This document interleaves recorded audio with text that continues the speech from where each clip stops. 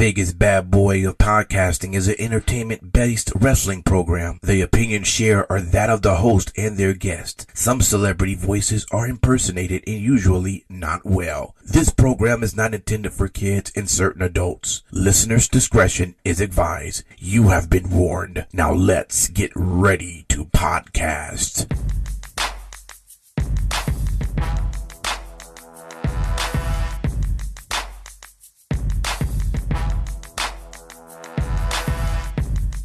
Yes. Welcome to another edition of the Vegas Bad Boy of Podcasting. I'm your host, DJ Impact. I got the Bad Boys with me. King Lucky, what's up? I'm afraid I've got some bad news. Matt Michaels, how are you? What's up? Oh, man. So we're going to get right into it, right? Yep. Why not? Let's do it. All right, we're on the road to WrestleMania. Yeah. Literally for these two who will be on the road to fucking WrestleMania That's right. this week. Yes, I love it. Just before we get into it, I want to remind folks that in a minute we're going to have the Vickie Guerrero interview, which Excuse me? Exactly. Excuse me! We're going to have, it's exciting. You're going to learn a whole lot of what she's been up to and programs and initiative that you should look into because they're a great cause. So stay tuned after that. But let's get down into the WrestleMania roundtable update, predictions. Let's do it. All right, so we got one more week of TV, right? Yeah. But the match that most people hate right now, Okay. Kurt Angle versus the dumpster fire. Baron Corbin. Matt, I know you're a little indifferent on this one, but I just find it hysterical how much you love Corbin, and now we're just like, dumpster fire. I've always said from the beginning that I wanted John Cena in this placement against Kurt Angle. It ties the bow on the story, and if you look at all the matches that they're doing, winding this thing down for Kurt, it makes sense to have him versus Cena. You know what? If you really want to make this interesting, you put him against Jeff Jarrett, a Karen Angle on the pole match. And there you go. It writes itself. Dude, I love that. Get Vince Russo in here. Right. Daryl, what do you think? Man, I get what you mean about tying it back around with Cena. So I get that, but I don't know. I'm with Corbin. Listen, it's not going to be the most exciting match, but I could get the storyline with that.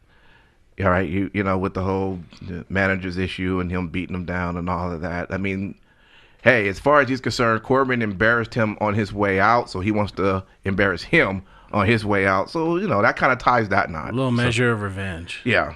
All right, what do we think? I got Angle going out on top on this one. I just still think it's more of a you got to make Corbin. You got to make Corbin. Yeah. Which means that he can go over in the match, but in the end, Angle has to get an upper hand. Angle beats him down. Something, you know. Right. Some kind of thing. Or maybe someone runs out and, you know, Corbin starts beating up Angle. And then maybe someone, you know, runs out to make a save with Angle or, you know, something like that.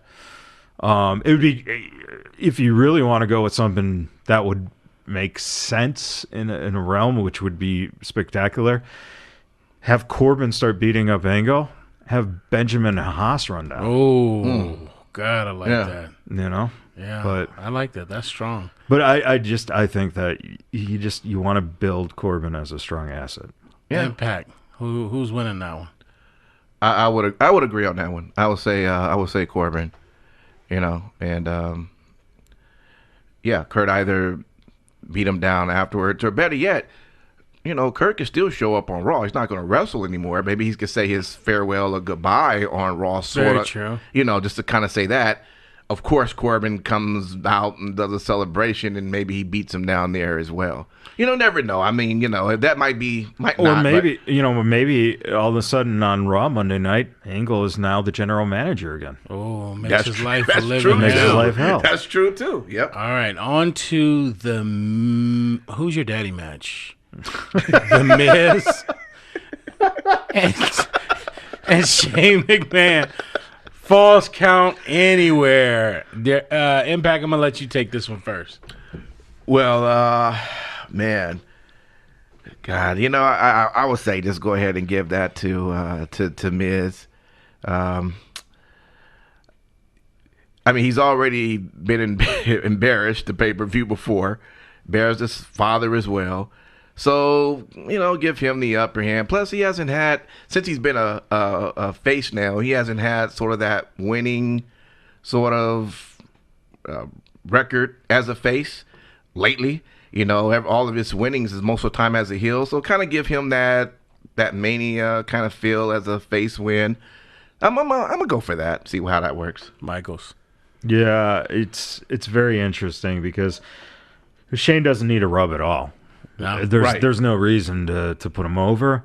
With that being said, that Shane's everyone knows Shane's gonna do some intensely stupid bump. Right. Yeah. And, he'll probably, again, it could be a scenario where you see maybe some kind of interference that would set up a realistic program between The Miz as a babyface and a heel. Possibly. Because you always got that image of Shane just crawling his dead fucking body, and putting his hand over Miz, who's knocked out, as a possibility. But in reality, it's smart if you put The Miz over. And I would love to see it build. Don't make it the blow off. Do one more where Shane puts his hair on the line versus Miz's dad. Oh God. Oh my God. Man. I think that would be awesome. Because Miz's dad's not going to lose, and then Shane would get his head shaved. Sure. But I'm not a booking agent. That's right. You're just a bad boy. I would love for Shane to go over, but I think it's going to be a WrestleMania moment for Miz. Yeah. 100%. Right. Next up, Women's Tag Team Championship. Boss and Hug Connection versus Beth Phoenix and Natalya versus Nia Jax and Tamina versus the Iconics. Michaels. I've always been a firm believer that you're going to see the four horsewomen with the belts in the middle of the ring at the end of the night. So they retain. I think that it would be wonderful if somehow we saw a little conflict between Beth and Natalya, because I'd really like to see those two go at it at some point. Impact. Well, I think also that that they're going to retain it, but at the same time, I wouldn't mind Nia Jax and Tamina finally. I mean, you have that much power in the ring. Before they were a tag, you had that power in the ring, and it still seemed like it was difficult for them to get the job done, right? Yeah. So now they're a tag team, which they're now even a more powerful duo, and it's like everything is on their side to actually should win this. But when you start looking at, let's put it this way, I still believe that Sasha and Bayley is gonna take it, but I would not be upset if Nia and Tamina finally get that and hold it for a while too. Just run through the women's tag team. I personally, even though I'm a huge Sasha Banks fan, I would love to see the Iconics win it. No way. I think it would be iconic. However, I do think Boss and Hug Connection leave with the belts. Yeah. Or the titles. If you will. And they're kind of in a catch-22 situation, because if you think about it, it makes realistic sense because they only have one pair of belts. If this was going to be something, they introduced it right before WrestleMania. it just sets up for the Four Horsemen, holding the belts in the ring at the end. And my thing is that, if you really were looking at forming a legit tag division, you would formulate the same thing that the men's have, and that's Raw and SmackDown tag champs. But they don't. So, Iconics, at some point, they'll get the opportunity, and they're wonderful chicken shit heels. So it will be there in the future, but not for this moment. Yeah. Yeah. Next up, you got the United States Championship, Samoa Joe versus Rey Mysterio. Impact. I'm a Samoa Joe fan. He usually can't do any wrong to me. So, I can see why. I guess Ray could win it, but I'm gonna stick with Samoa. I think he should hold it for a while, and and he's gonna be the one that's gonna take it. Michaels. I go with a beautifully set up Dominic swerves on Ray. Wow. And this sets up Ray being able to work with Dominic because Dominic just finished his training. Yeah. And, Joe, if you ask me, Joe should be the champ, but that's a whole nother With discussion. a whole lot of open challenges. Open and stuff. challenges, yeah. And stuff like that. But, I think that in the end, it's really odd that they introduced Dominic. Yes. Mm-hmm. So to me, Dominic, throws the swerve or becomes tag team champs with Nicholas.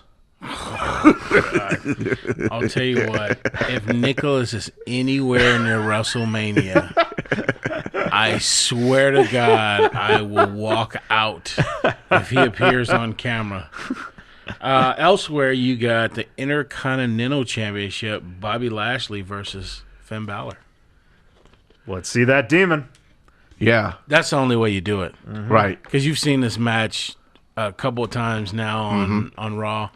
Do the demon. Yeah. Especially if the match is a little bit later in the evening, like it probably is going to be, and you've got the darkness element. Yeah, You definitely got to run with the demon. I agree. But who wins? Well, if the demon comes out, the demon wins. Yeah. Okay. All right. Yeah. Next up, you got the Gimme What I Want No Holds Barred match. Triple H versus Batista. Batista. Boom. Batista should win. I think Batista, I know Matt Michaels got on my ass last showing about how Triple H has had all types of, I guess, was it losses you were saying that he's had? Yeah. But I don't know. I just kind of always remember his recent wins, and they've been recent wins, and I'm ready for Triple H to go ahead and take that L. You do realize that what that means, though. What does that mean? Retirement mania. Because if Hunter loses this match, he retires. That's the stipulation. Oh, that's right. Yeah, which becomes Retire Mania because then you have Angle in his last match and Hunter in his last match. Wow. Ooh, damn. And Well, if Dave's doing, right. Guardians 3, it makes no sense for Dave to be That's put right. over unless Hunter is legitimately considering retiring. So Triple H wins the best intro of the night and the match. There it is. Yeah. Is that what we all? I That's guess, the general yeah. consensus. Because I doubt he's ready to stop wrestling. So Yeah. Yeah, The so- match that has the opportunity to steal the show. Mm-hmm. AJ Styles versus Randy Orton. Yep. You don't have a whole lot of time for that match. You probably give it, what do you think, 10 or under, including intros? Yeah, it's going to probably be a run with intros, 12 tops, 12. maybe. Yeah. yeah. 12 minutes. Yeah. Who goes over? Ooh.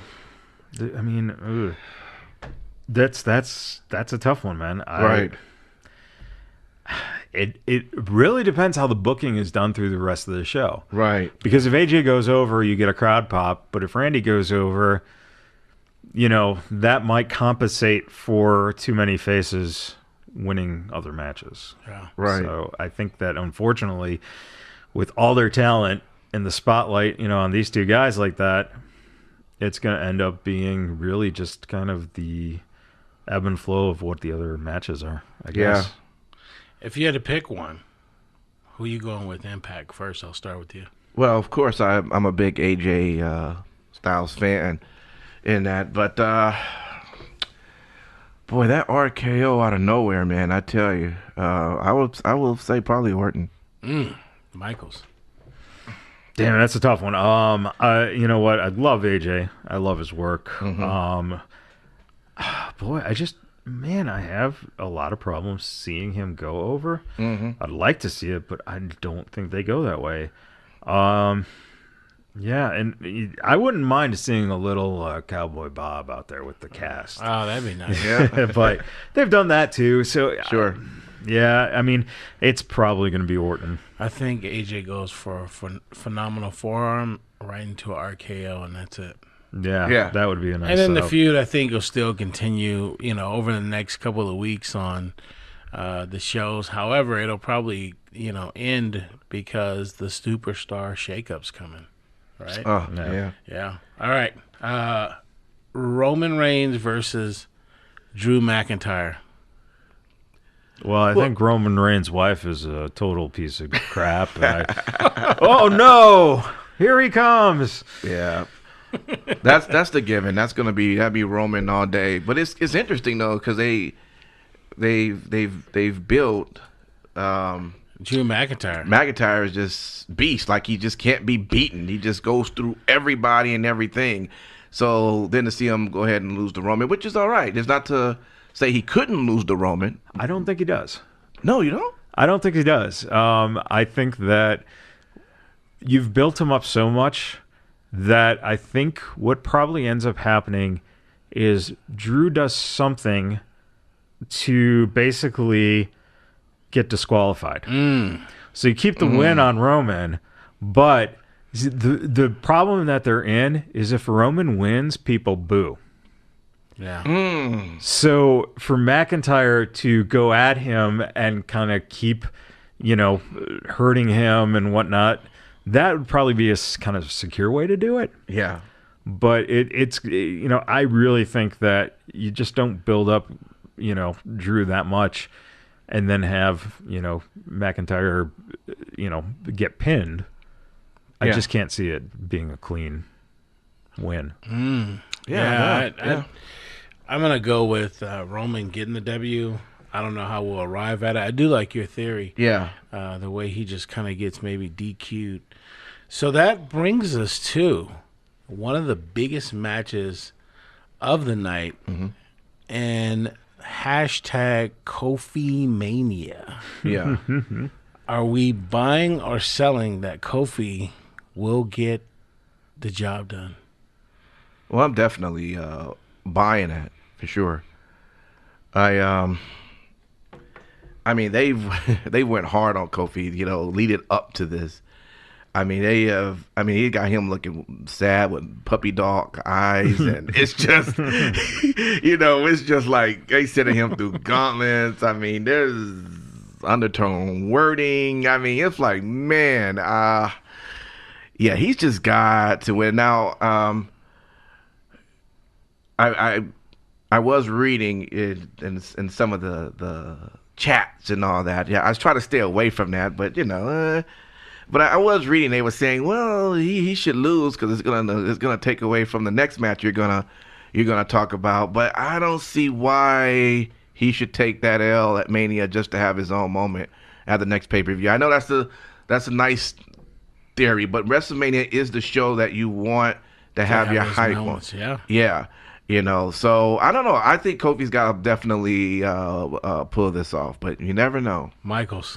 Well, I've been visiting your neighborhood lately of Fantasyland. Yeah, right. And Smarksville. I shouldn't have been there. Well, not Smarksville. Smarksville, you're mayor of Smarksville, but Fantasy Booking Land. That's just a little different than Smarks because this is not based on anything I know or think I know.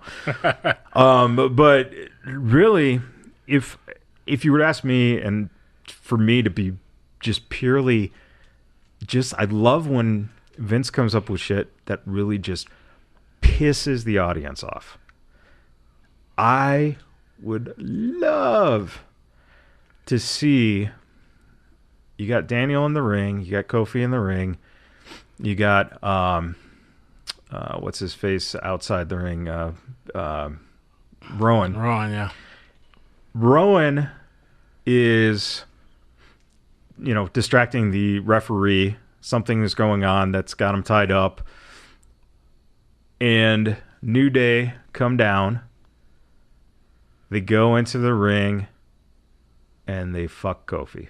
Oh. Jesus Christ. Knock him out with the trombone. He falls down. Daniel pins him. And you've got instant heat. You've got a new tag team that is so over his heels. God. And it would just piss everyone off. And kill New Day. You think it's time to kill New Day? Well, if you're going to put the belt on him at the next pay-per-view, you might as well kill New Day. God, your brothers in arms just... See, I'm of a different thinking. I don't want... Even though I know the story that you're telling is better, right? Right. And it's probably going to get that wow factor. I just don't think in all cases you have to have a swerve or have a heel turn. So I wouldn't like to see that. I would like to see... whatever the result is going to be, and hopefully Kofi Mania does happen, right? Be huge. Well, here's the I guess this is the question at the heart of it. Do you take it and ride it right now? Give him the belt, ride it right now, or do you keep putting the audience's desire to see it in that realm? Yeah, you know what? And when you were talking earlier about it, I was just thinking, like, imagine if he didn't win, if Vince somehow screwed him at Mania. Mm-hmm. But then you get a payoff, maybe a pay-per-view away. We do know the next one is going to be the international show. And then after that, possibly maybe have him win.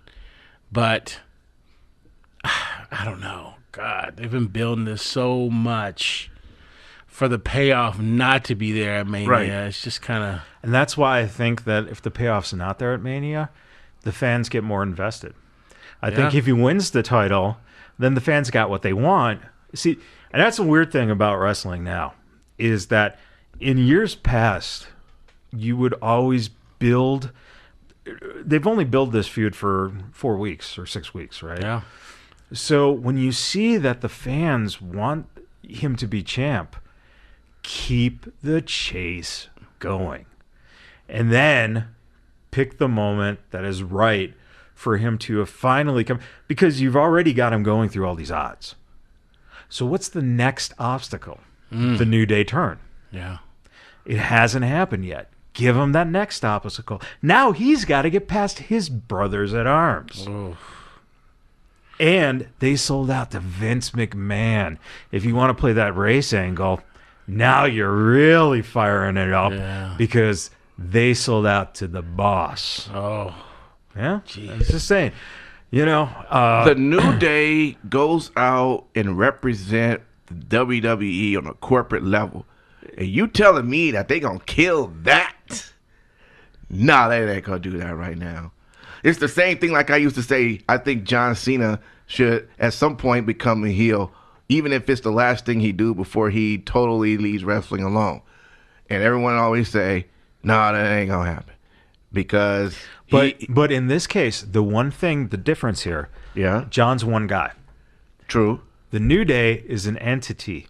When you remove Kofi and make him the champ, now you have that same entity, so you can take those other two guys and pull the heel. And I'm telling you right now, that makes Kofi even stronger when going out and doing appearances and being in the public eye.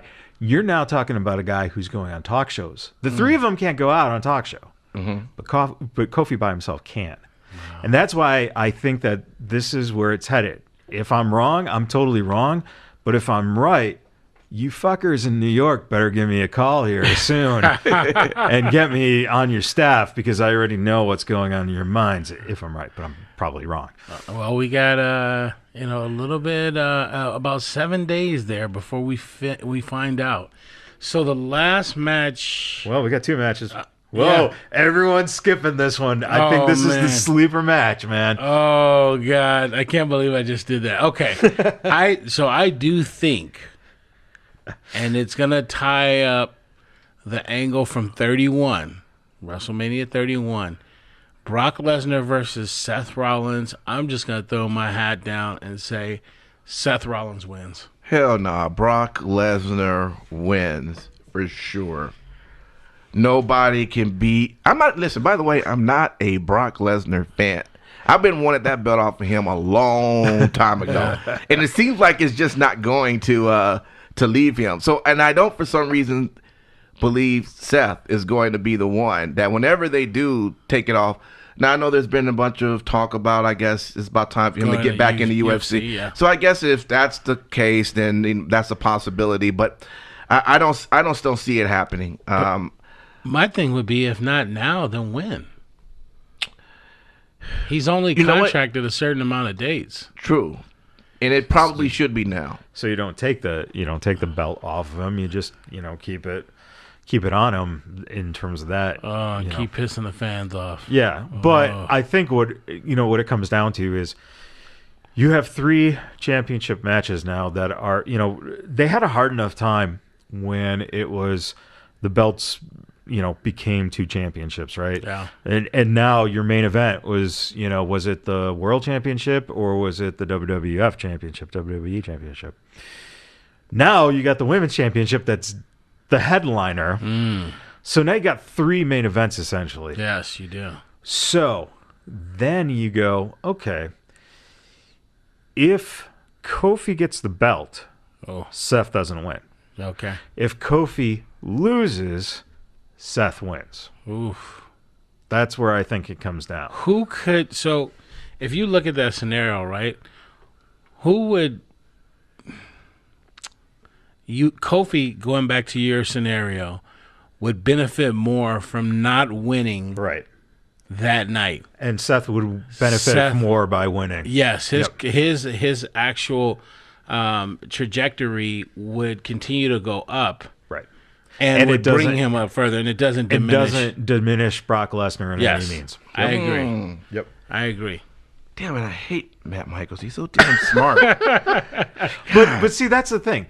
Again, this is the whole idea. This is why, anyone can fantasy book, because listen, in this I'm not booking with my heart. I'm booking with, if I was in the shoes of figuring this puzzle out. You're the promoter. Right. If you're the head booker, you're the promoter, you're the one coming up with the storylines, as a part of a writing team, this is the kind of stuff that you discuss. Yeah. Because it really is a puzzle.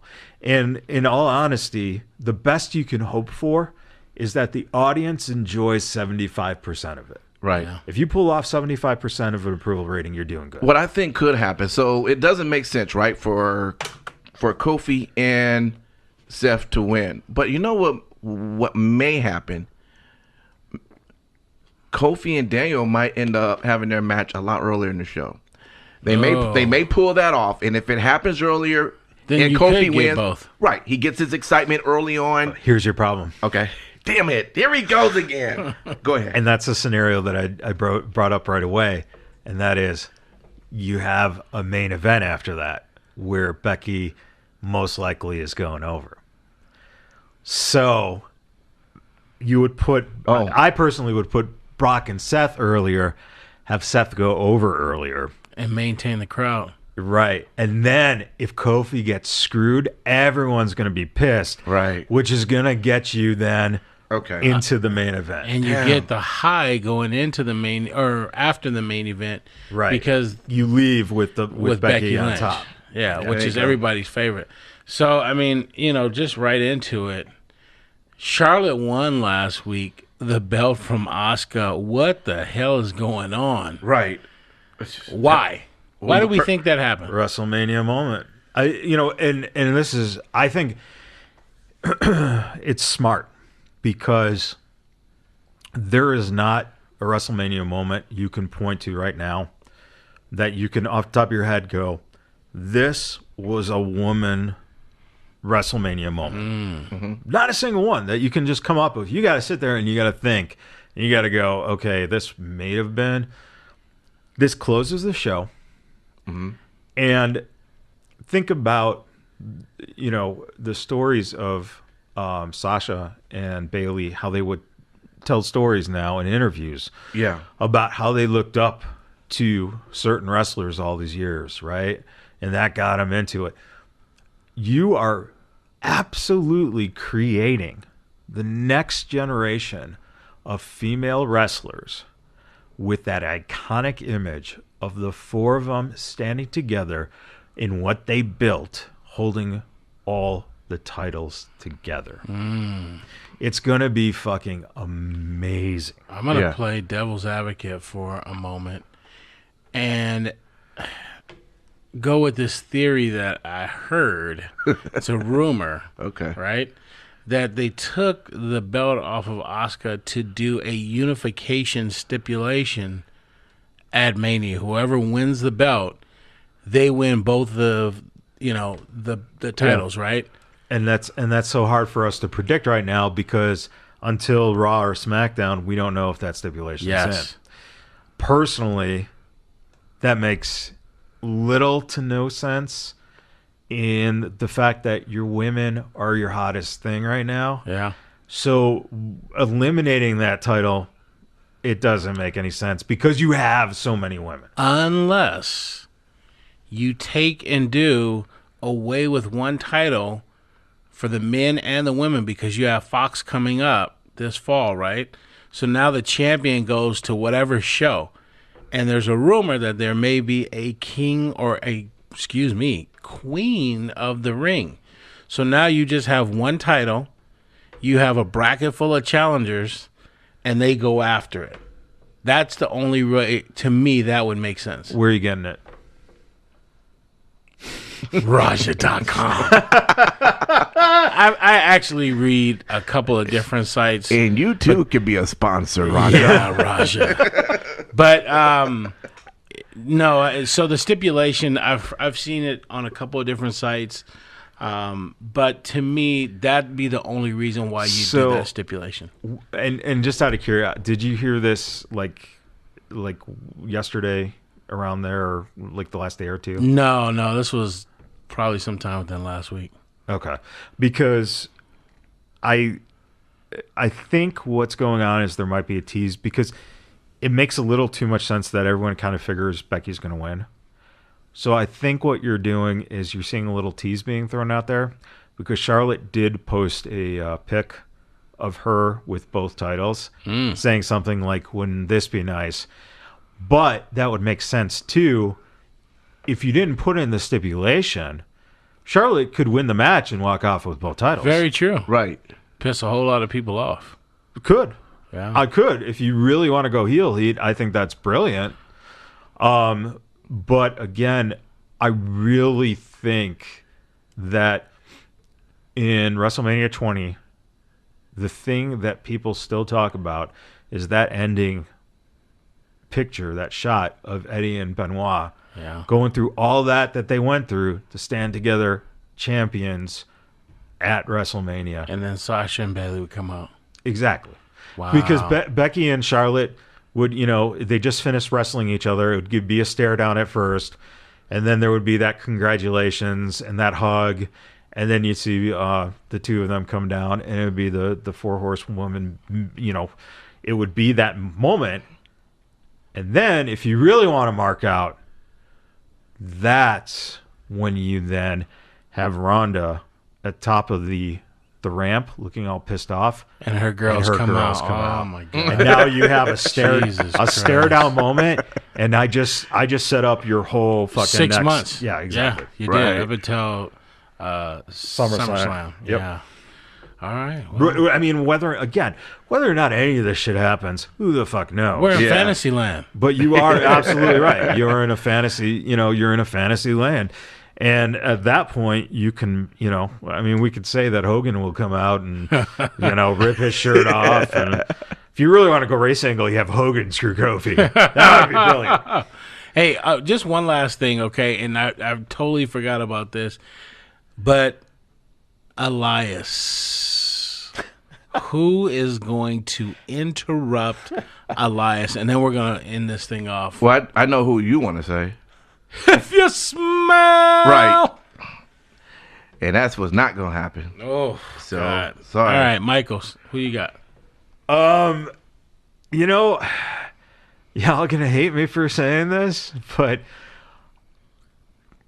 recent Hall of Fame inductee, the Honky Tonk Man. Oh, yeah. Yeah. I know, it's fucking corny and standard, but... Yeah. Yeah. And you know what you might see? You might see, and they have a tendency to do something like this, Luck, to make you feel a little better. He might come out first, and Elias might just crack him, and then Rock's music hits. Oh, yeah. Possibly. Oh, man. Yeah. What do you got, Impact? I don't know. I have no thought with this. Elias come out, who interrupts him? I don't know. How about the naked street cowboy from New York City Oh. there in Times Square? There you go. The guy that stole all his money. How about that? Right. He's going to come out and steal more of his money. That'd be awesome. Yeah. All right. Well, we will see. We're on the road to WrestleMania. And by the way, I've got Colin Jost in the Andre the Giant Battle Royal. Anybody but you, Braun. God. Right. Well, all right. Well, there we go. We're going to get to our interview with Vickie. Lucky you out, man. I'll see you later on this week. And you're going to switch places now. You got to get out of here. But Simon Street's coming in to do the interview with us with Vickie Guerrero. So let's get started. We have on the phone our special guest for this evening, Miss Vickie Guerrero. How are you? Excuse me! Awesome. Wake up, everyone. Wake up. So, I mean, we'll start with that since the excuse me line is now universal to you. It's your, Bart Simpson, I didn't do it tagline now. I'm always innocent. And the fact of the matter is that when we met you, one of the things we fell in love with is that you are one of the sweetest people I think that any of us have ever come across. Yeah. In our lives, and we've met a lot of people throughout the years. Well, thank you. That's very nice. Yeah, I mean, does that persona and having a tag like that, is that something that? I mean, obviously you're proud of your work that you've done, but does it get repetitive that, people just kind of look at you one-dimensionally? Yeah, absolutely. Even though I played the villain on WWE, it's pretty funny, and it amazes me to this day, and I've retired since 2014, that people are afraid to come up to me and look at me, and I was telling you guys at the Vegas Toy Con that, people walk by and they give me these dirty looks. I'm like, okay. And they come back later and they're like, wait, we're watching you, and like you're laughing and you're so sweet, and my friend said that you were actually really nice. I'm like, well, that's just the character I play, and sometimes people can't separate the character from who I am, and that's why I love the opportunity of being at Comic Cons, because the fans get to see another side to me, and to know that I'm just a mom, a wife, a sister, a friend, that I enjoy life, but when it comes time to being in front of the camera, I will become a very good bitch.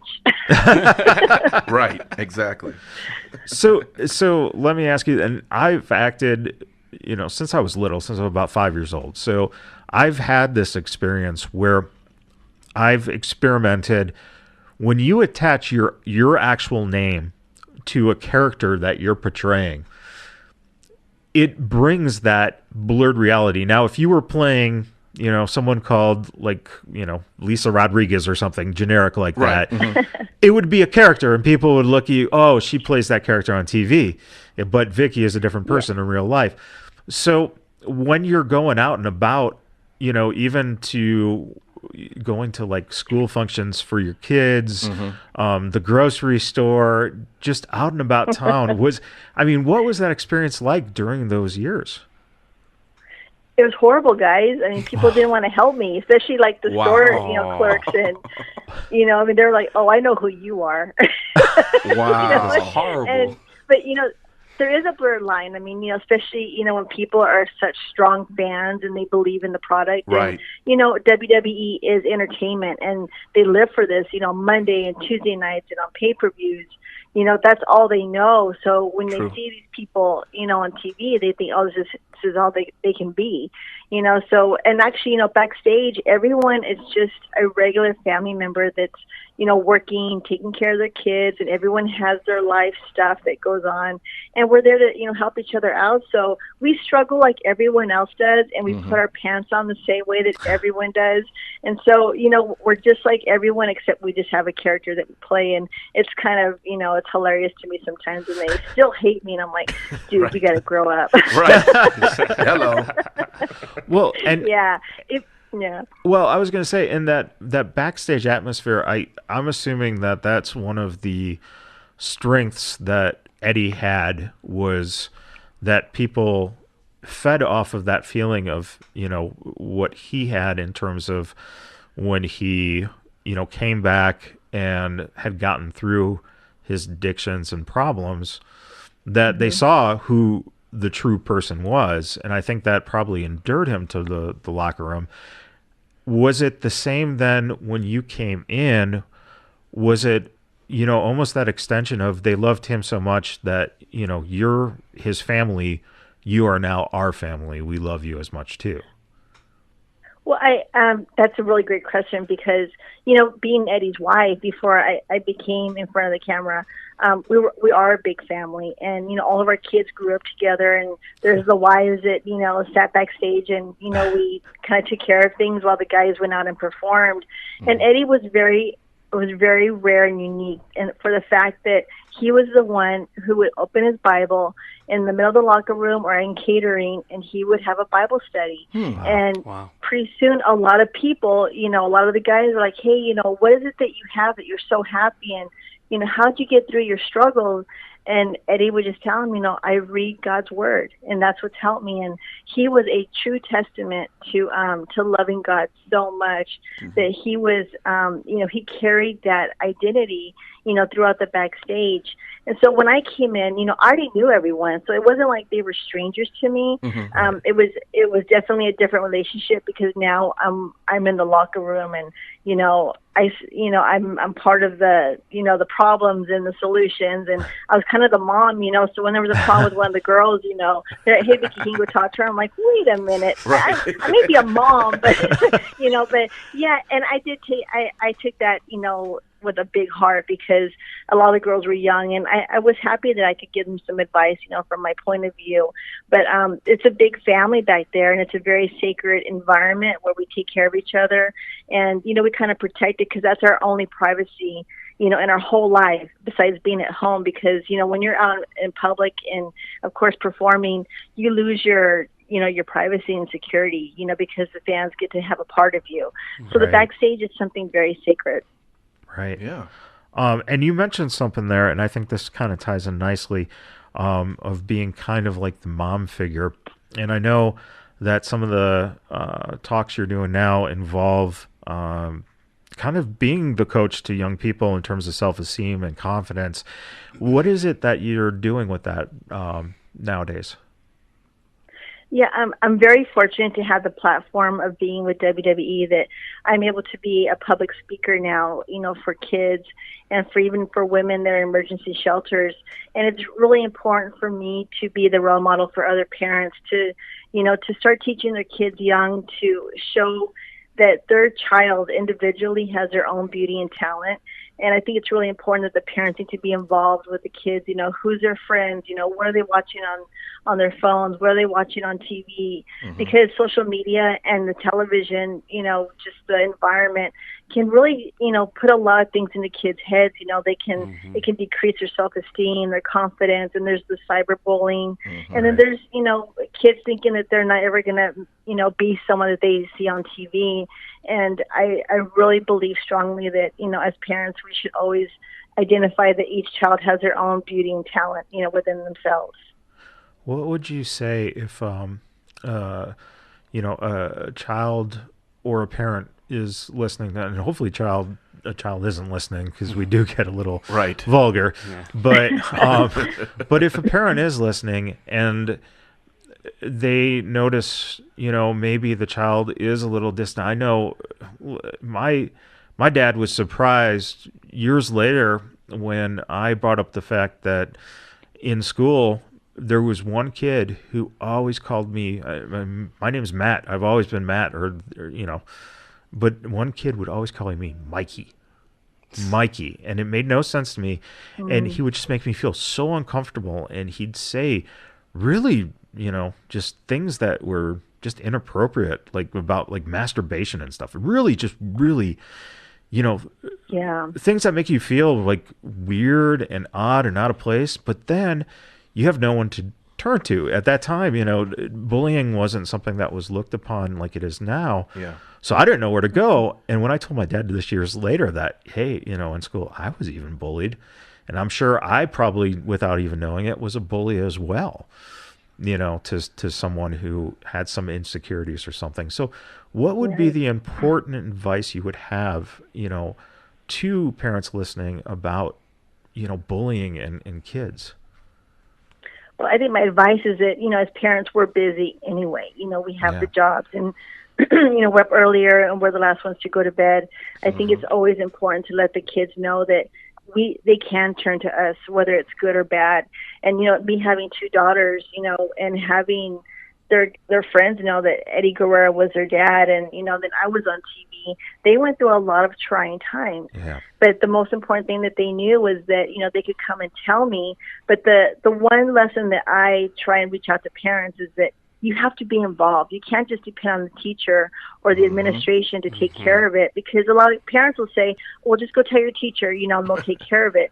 Because 9 times out of 10, my kids' teachers never did that, you know, and so a week, 2 weeks go by, and, you know, and when you see that there's no result, excuse me, you have to, as a parent, you know, go to the school, you know, show your face. You're not leaving until I get some answers. And, you know, who is this kid? You know, what's the problem? And, you know, I think it takes the parents as well to become a village, you know, to help the teachers, because, you know, they already have a tough job. Right. They're teaching, you know, they're on their own. They're working just like we are, you know, but I think it takes the parents' participation to be involved so that the school knows, you know, hey, this parent cares and she's going to be here, you know, and it's their child that's hurting. I think it's really important that everyone has to stop and take a look at the situation, because there's so many sad scenarios that you hear about kids, you know, taking their lives, or, you know, or rebelling, you know, and really, you know, bad ways, you know, through drugs or alcohol, because they couldn't take the stress of school.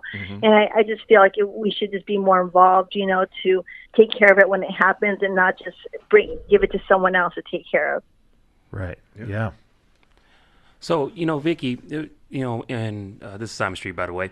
When I met you, I will say this, at ToyCon, I'm always really good with reading people's energy. And the one energy that stood out the most from you is just a loving mom, like really just loving. So when I met you and we were talking and whatnot, I can tell that, you know, there's nothing that you wouldn't do for your daughters, and I'm pretty sure you've achieved that time and time again. I I tried. I tried. We as parents all try. I have 2 kids as well, and it's one of those things to where we try the best we can. I always say when we have kids, we don't have manuals, believe it or not. So we try the best that we can. and thank goodness for steadfast praying on many occasions, because sometimes I don't know how to dig deep other than to pray. But upon talking to you, I know you alluded to us that you are actually pursuing finishing your degree. Could you tell us a little bit more about that? Sure. I've been going to Herzing online, which I picked online because it allowed me to travel for WWE, and of course now for the last 3 years to attend different wrestling promotions and Comic-Cons. So I'm able to take my homework on the road with me and not, worry about a classroom or missing class. Mm-hmm. And I love healthcare. I love the industry. I love that they're able to help people. And there's so many different aspects in the healthcare industry. And I like the administration part. So learning about the laws and the guidelines and the agencies that, govern these medical facilities is fascinating to me. So I graduate in August. I'll be getting my bachelor's. And nice. I am not going from... Yeah, so I'm just, I'm excited, but I'm ready for it to be over. I hear you there. Yeah, I mean, I'm like any other student. You're ready for the end, and it's just, it's been a long road. Yes. And yes. I have 3 more classes, then I have my last dissertation. So I'm excited, and it's great. I'm trying to, be a role model for, the women that I talk to. I started school when I was, 45. And so, that's something that's, it's never too late. And sometimes I kind of question myself, like, what am I doing in this class? But, it's just putting one foot in front of the other and persevering and just, taking it one day at a time. And pretty soon, you start seeing that there's going to be an end coming up pretty quickly. Definitely. Now to kind of go a little bit further, now as we were talking to, we had found out that we had that in common. I actually had just finished my bachelor's in the same degree, healthcare administration, and I'm trying to finish my master's. Thank you. I'm trying to finish my master's, and so the one thing I want to ask, because online, I don't know if you get this as well, but sometimes people ask me, online, what's that like? It might be easy, and I find it at times challenging in some ways, because even though you do have the ability to be more versatile with your schedule, there are some points in time to where you really have to be self-motivating to get stuff done, and a lot of absolutely a lot of times they just tell you, here's your work, do this, or here's a group, communicate in. So my question is what was your motivating factors, or maybe even routine schedule of how did you motivate yourself and say, it's time to get in and let's do this? I think the one motivating aspect of getting my work done was my grade. I mean, that's like your end result of everything. But people think that online is a lot easier. And I guess you'd have to say that because you don't go into a classroom and see the teacher face to face.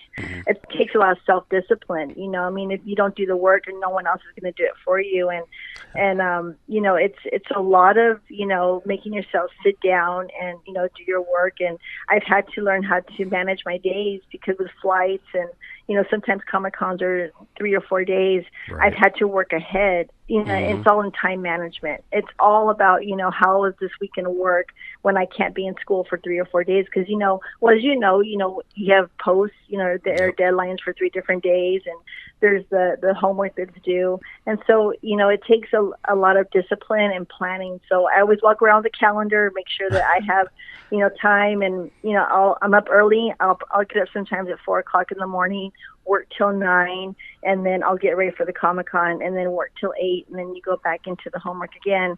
So it takes, it's what you want to do with it, just like if you're going to class. If you want to do the work and do the studying and take the time to be successful, then that's what the end result will be. Definitely. So really quick, let me ask you this question that just kind of hit me.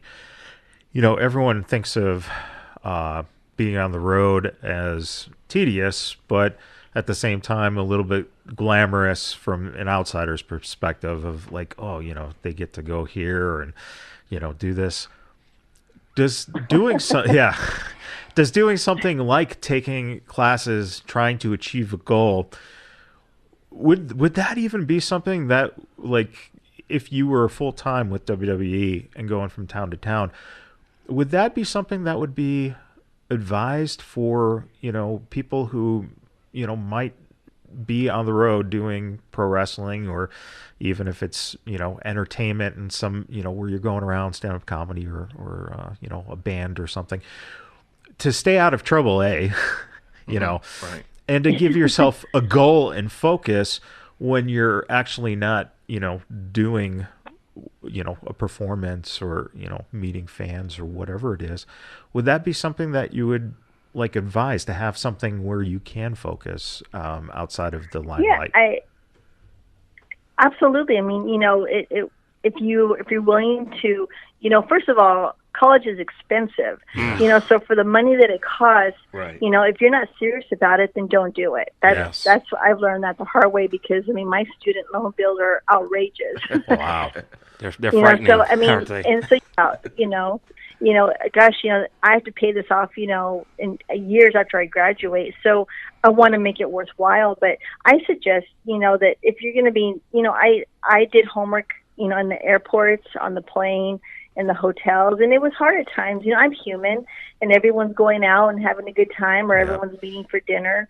And, there was great places. We traveled around the world, and there was a lot of beaches and, sightseeing that I didn't go to because I had to think about the time change, in the U.S. of when I was going to submit this, to get it in on time. So I missed a lot of, great moments.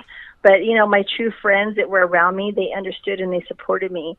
And so my great friend, Tamina Snuka, I mean, we're road partners, and she was so just encouraging. And, she'd say, hey, we're going to go do this. You want to do it? And I'm like, got to do homework. Okay, bye. I mean, it wasn't no peer pressure. It was, okay, girl, you got this. I'll be back later. And so that's what helped me, too, is because I had my friends that knew that I had a goal and I had things to do. And it's a sacrifice. And, and if you're not willing to take that sacrifice, then I suggest you don't do it. Very well said. Very well said. It's simple.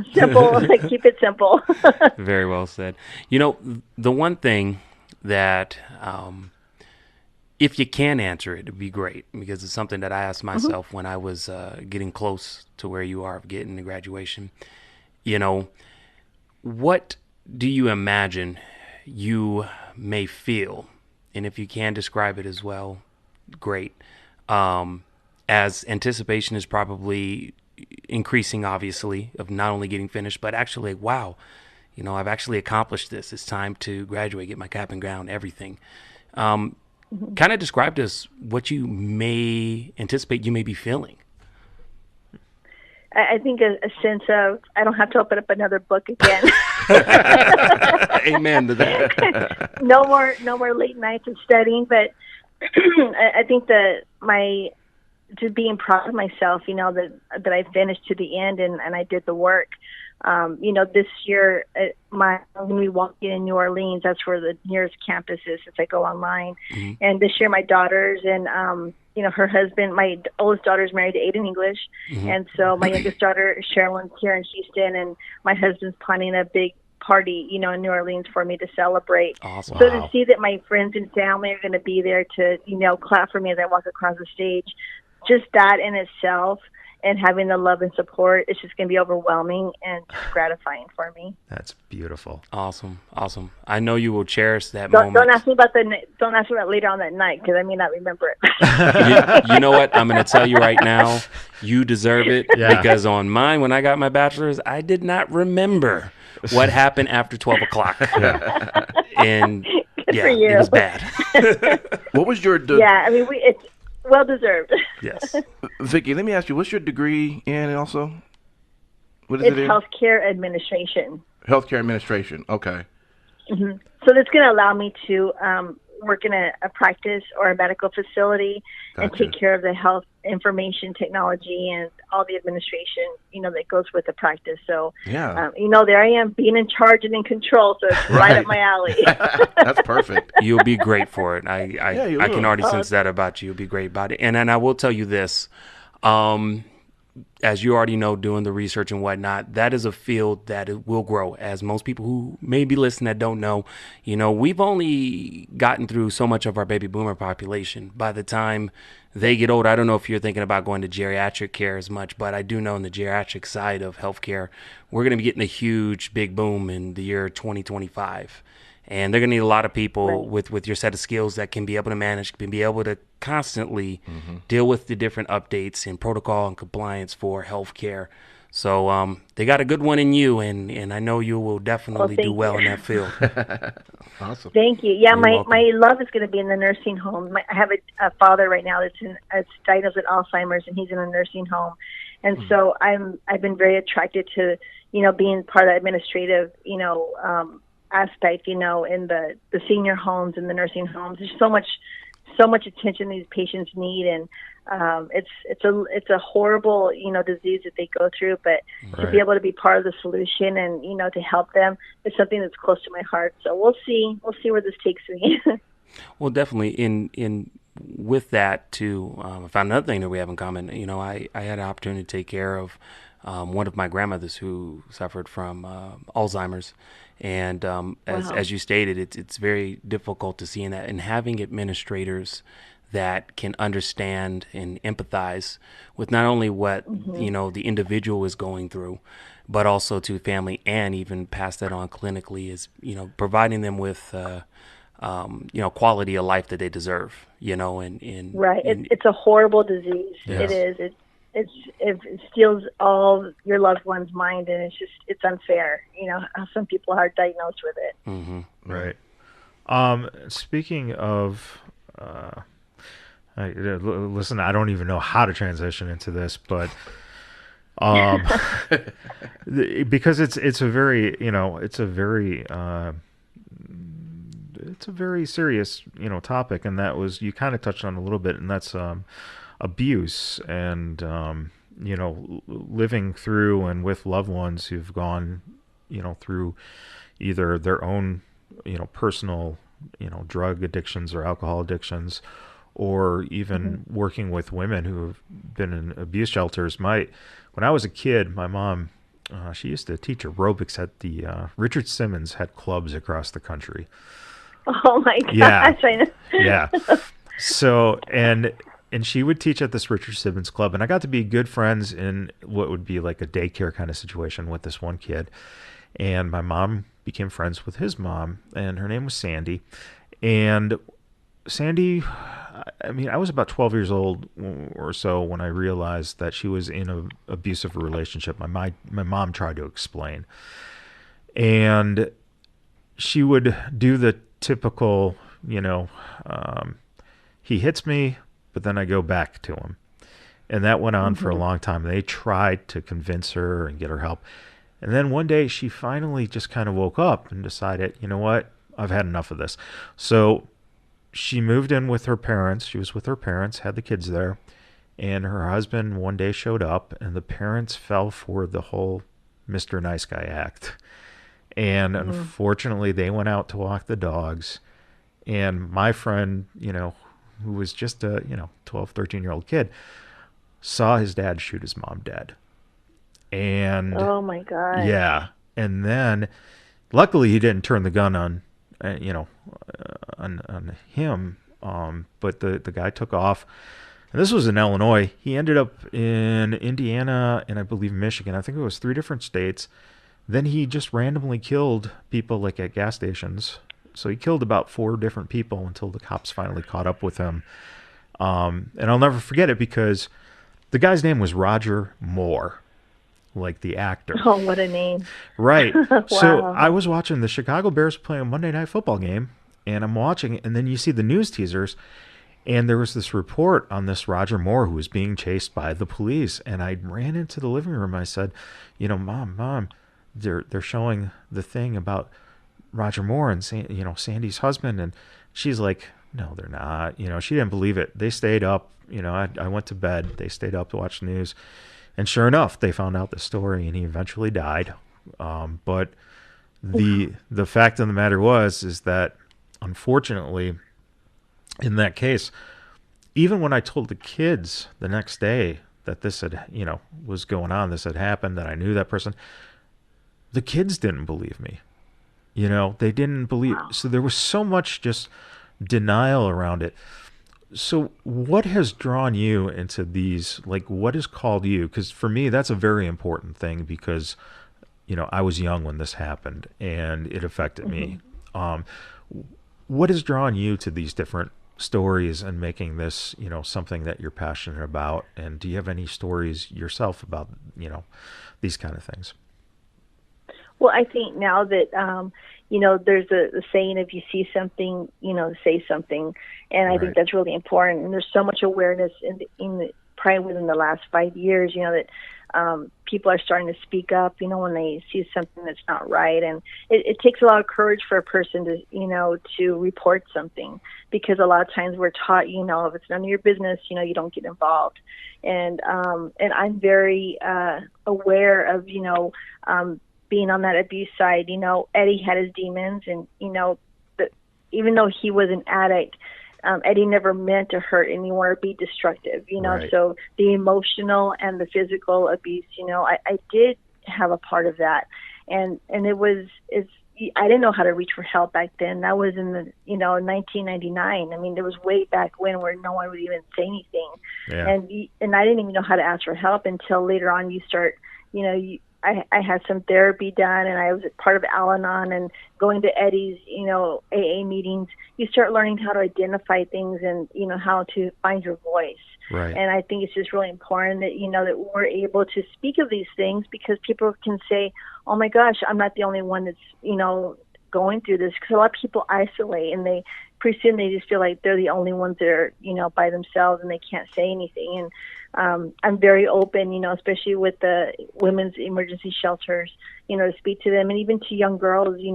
No one has a right, to hit you or to verbally or emotionally abuse you.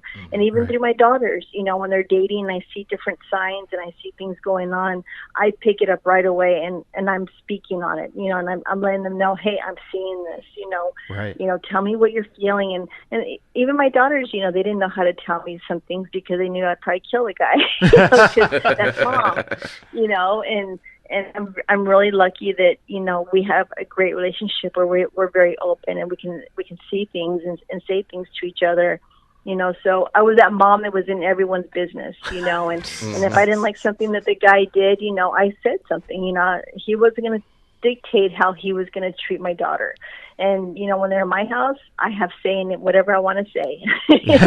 So, but, it's just, it's a learning process, and it's not accusing anyone. It's just, you have to do it with love and compassion and patience, because a lot of people, it takes a while for them to open up. And, one of my daughters, had a rough relationship, and it took her a while, but I was very aware of the different behaviors. And eventually, she came around. She was, I think this is going on, and so that's when you can sit down and just say, I understand, I'm here for you. What is it that you want to do? Because that person has to make the choice to leave. Because, like you said, she can say, yeah, I'm going to leave him. But then, he sweet talks her, buys a gift, and they're straight back to the same thing again. Right. So I think it's teaching everyone, boys and girls, because abuse is on both sides. It's not, it's not a gender. It doesn't discriminate. So I think it's very important, again, that parents are very involved in, observing things, and, who are they hanging out with, and, are they eating? Are they isolating? Are they, are they violent? Are they in a bad mood all the time? I mean, all these things, there has to be a reason for something. And it's just for us to have that open communication, to sit down and talk and just say, hey, how's it going today? And pretty soon, I was blessed that my kids could just come around and say, yeah, I think there's something wrong here, and so just to have that communication for them to know that, hey, mom's on my side. And even when they did things bad, or I didn't agree with something, I still had that way to say, well, you could have done it better this way, or, let's try it another way. It's learning. And like you said, there's no manuals in parenting or being an adult or even being a kid. And so everyone learns as they go. But I think if we are sticking together and support each other, then, it makes it a little easier to go through different situations. So, and this might be a little, personal, if you don't want to answer, I totally understand. But did the kids when they were younger, did they realize that there was some kind of tension in the house or something going on, or that there was an addiction problem, or were they safe from not seeing any of the the habits or the things that were out of the ordinary, shall we say?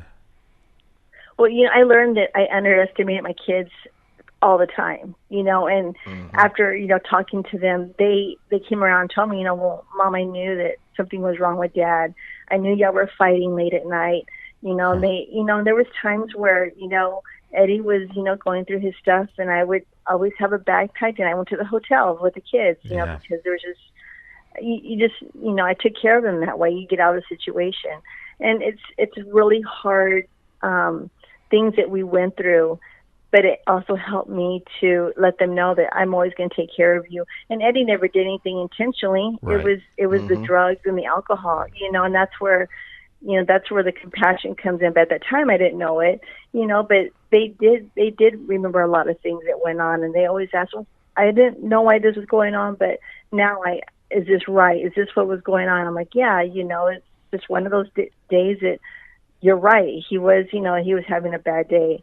And so, it's really sad what addictions can do. Right. But, thank God, he did find, his being clean and sober, and he was able to gain our trust again, that he wanted to have that second chance to love his family. Right. Yeah, exactly. Definitely. And in a weird way, it's almost too where things like that, the kids then were given a chance to learn that there is such thing as redemption, and to see that there's, there could be bad sides, that's human nature, but at the same time, you can fight through it, and you can, get rid of those demons and become a very loving and, a whole person again when that doesn't have a hold of you. And I think, in the end, right, there's a legacy there that, they're going to hold for their whole lives, which is, beautiful. Right. And it takes that person to make that choice and do the work, to stay clean and sober. And, I'm writing a book right now, and, we went through his addictions for almost 10 years. Right. So it was a very long process, and it took us a long time to actually believe that he wanted to get sober and clean, and it's a process. It's a lot of work and trust that has to be rebuilt again in the family. And, but, he showed us that he wanted to do that. And, you still kind of, doubt, but, through God's will, the last 4 years Eddie was, sober, it was great, right, and we get the old Eddie back again. Yeah. Well, and so speaking of the old Eddie, I know you guys met, way back when you guys were essentially kids. Way back. So old. not that, but I mean, you guys were I'm going to be 51 next month. I mean, I go way back. That's 51. That's not old. I'm going to be 44 this year. So 51's beautiful. That's you spring chicken. You. Yeah. You're as young as you feel, and I never ever say That's old. Right. I say vintage. That's Vintage. Right. Oh, I like that word. I have to use that next month. I'm turning vintage. There you go. Exactly. But what was it like growing up in El Paso? I mean, I've been to Houston, which you're living in Houston now, and I love Houston. It's a good little city. I've been to San Antonio. I've have friends who live in Dallas and Austin. But El Paso, I've only heard good things, and really found out about El Paso through the old song, the Marty Robbins song. So That's all we got, guys. Yeah, that's really. I've always heard like El Paso is like the major city that you drive through when you're doing the drive where there's just nothing in Texas, except for El Paso there. So what was it like, growing up, and it was a good time to grow up because you were in the late 70s and the early 80s. That was a fun time. Was it still kind of innocent and fun and small town feel?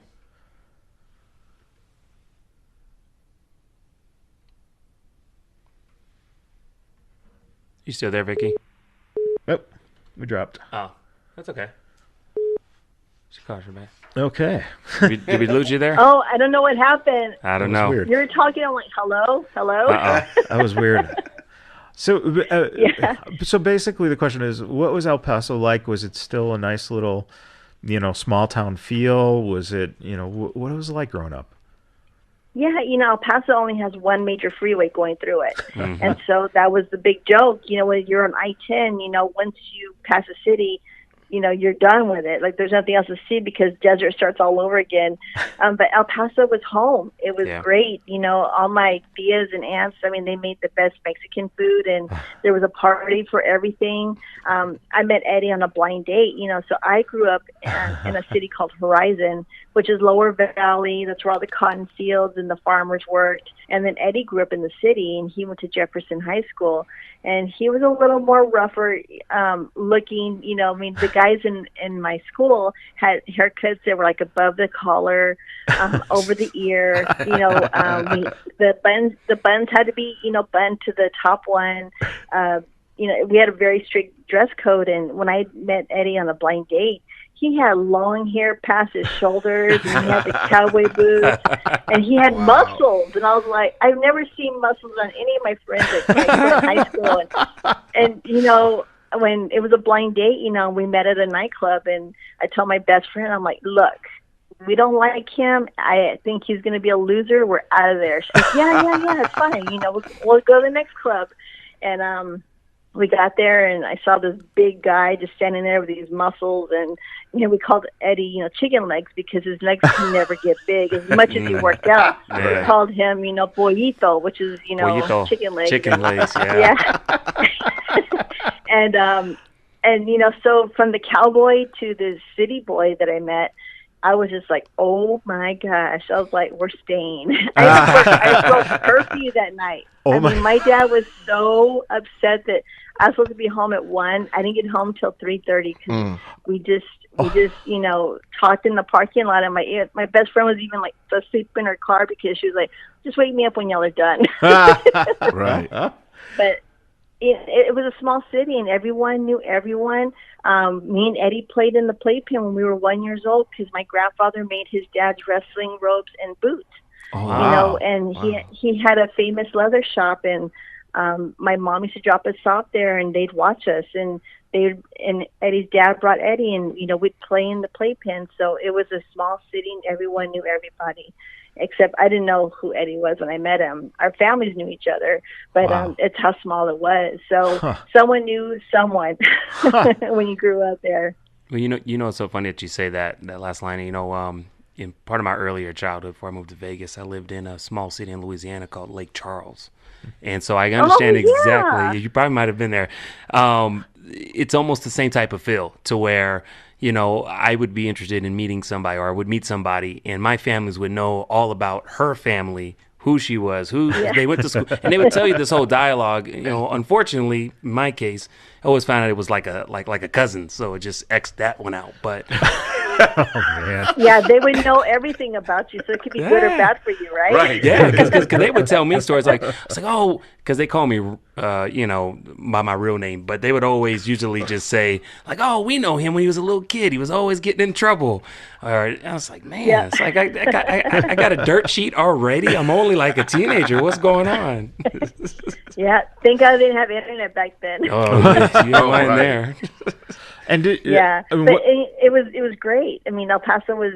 I still go through there, and I still know my way around. Oh. And that's just how it's so warming. When I go over there, you just know all the streets. Nothing's changed. They may have a few new buildings, but I know where my aunts are. I know where my family is, and where all the good restaurants are. So that's all I need to know.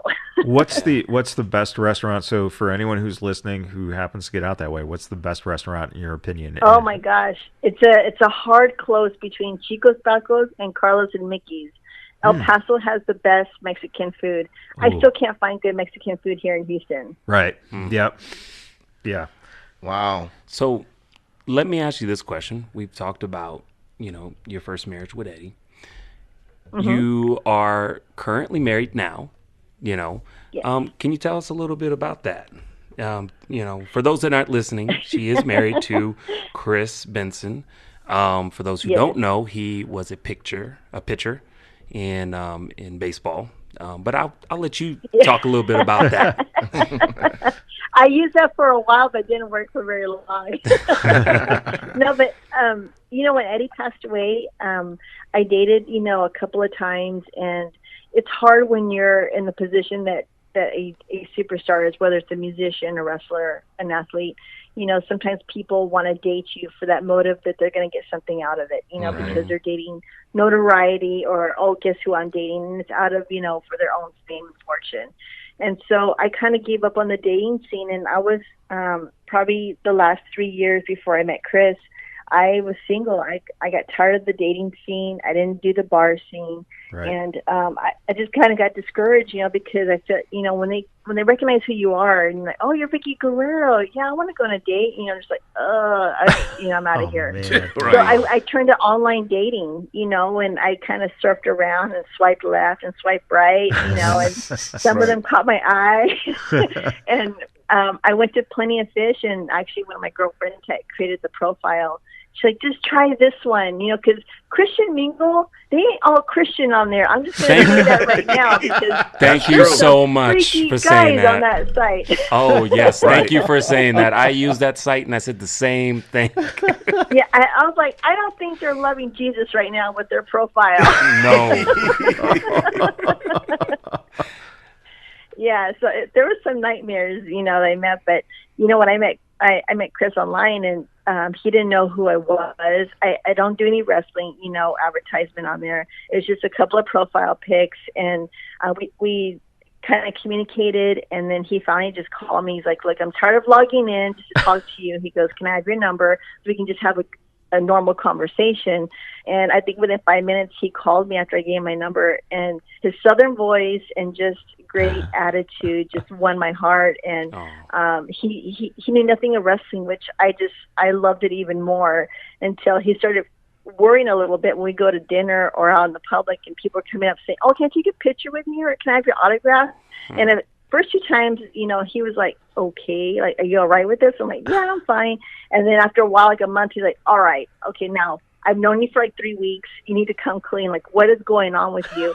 And I finally took him home, and I took him to my home, and I shut in my office, and I had all my wrestling. I had Eddie's pictures up there, and just different things I did. And he's like, oh my God. Wow. He goes, Wow. I never would have even thought of it. And he wasn't a wrestling fan. Today, yeah, it's a different story, because he'll call me and say, hey, so-and-so on wrestling, you know, come watch this, you know. But he's gotten to know a lot of the friends, and he's gone to the shows with me and gotten to know some of my colleagues. And he's just a real, you know, average guy who accepts me for everything that's part of my package, and he loves the girls. And he's a regional salesman for oil and gas, and so it's 2 different opposites of the world that came together. Wow, that's awesome. Yeah. So let me ask you this Yeah, question. it's been good. With, you know, you guys getting married and everything, what would you say is the one thing that, I think you may have already said it, but if not, doesn't come from your past with working with wrestling and with him, you know, being a pitcher and whatnot? What is one thing that y'all share that just up front is y'all? It's just what y'all have together. What would you say that is? We believe in God. Oh, We that's believe in awesome. God, and we go to church, and he's a man of God, and that just won me over, you know. And it's just something that I had with Eddie too, you know. Without your faith and believing in God and practicing, you know, what you preach, you know, it says a lot for a life, you know. And I think that's really important, that a family, you know, that prays together stays together, and I believe in that. And when I saw that, you know, how much you know, he does that, and he does what he says and says what he means, it stood out for me, you know, quite a bit, because, you know, dating with guys, you know, it was a bunch of lies, and, you know, it wasn't real. So to meet a guy that was genuine, really, you know, it hit me hard in the heart. I was like, okay, you got me. So you said he loves the girls, which is like one of the most important things that I can think of. So speaking of, And they're a lot, guys. They're a handful, so it takes a lot. Did they put him through the let's call it the elimination chamber of Are You Good Enough for Mom? Guys, he went through the ringer. Oh my He God. went through. Oh my gosh, we had conversations of "You're not my dad. I ain't gonna listen to shit from you." And I was like, "Oh, here we go." Yeah, but I think it also comes from they worry about me. They want to make sure that whoever was going to end up with me was going to be, for real and actually love me for who I am. right. And so, because they saw that I had my heart broken and we had different things go on, after Eddie passed away, and we protected each other, Right. so to see this guy that wanted to come in and, call me his wife, they were very skeptical and, their guard was up, but I think after they got to know him and we visited, in Chicago with Shaw and Matt, we get to know each other a little more and they see that I'm happy and things are good, so things have calmed down a lot. And speaking of Chicago and Shaw and Matt, now of course Shaw did wrestle a little bit as Raquel Diaz. Yes. But I'm from Chicago. I know that Chicago has a nice little history with theater and live performances, and now she's Yeah, your weather sucks, dude. It well, sucks that yeah, so I know, bad. I know. That's It's cold over there. It's the wind cold. that's why I'm a Vegas bad boy now. Right. Oh, good Chicago, for you. yeah, Chicago bad boy. No. When I couldn't get my car out of the driveway, it was snowed in. I realized, how am I ever going to get to work? And I'm just like, never again. Right. But she's doing burlesque now in Chicago, which is She amazing. is.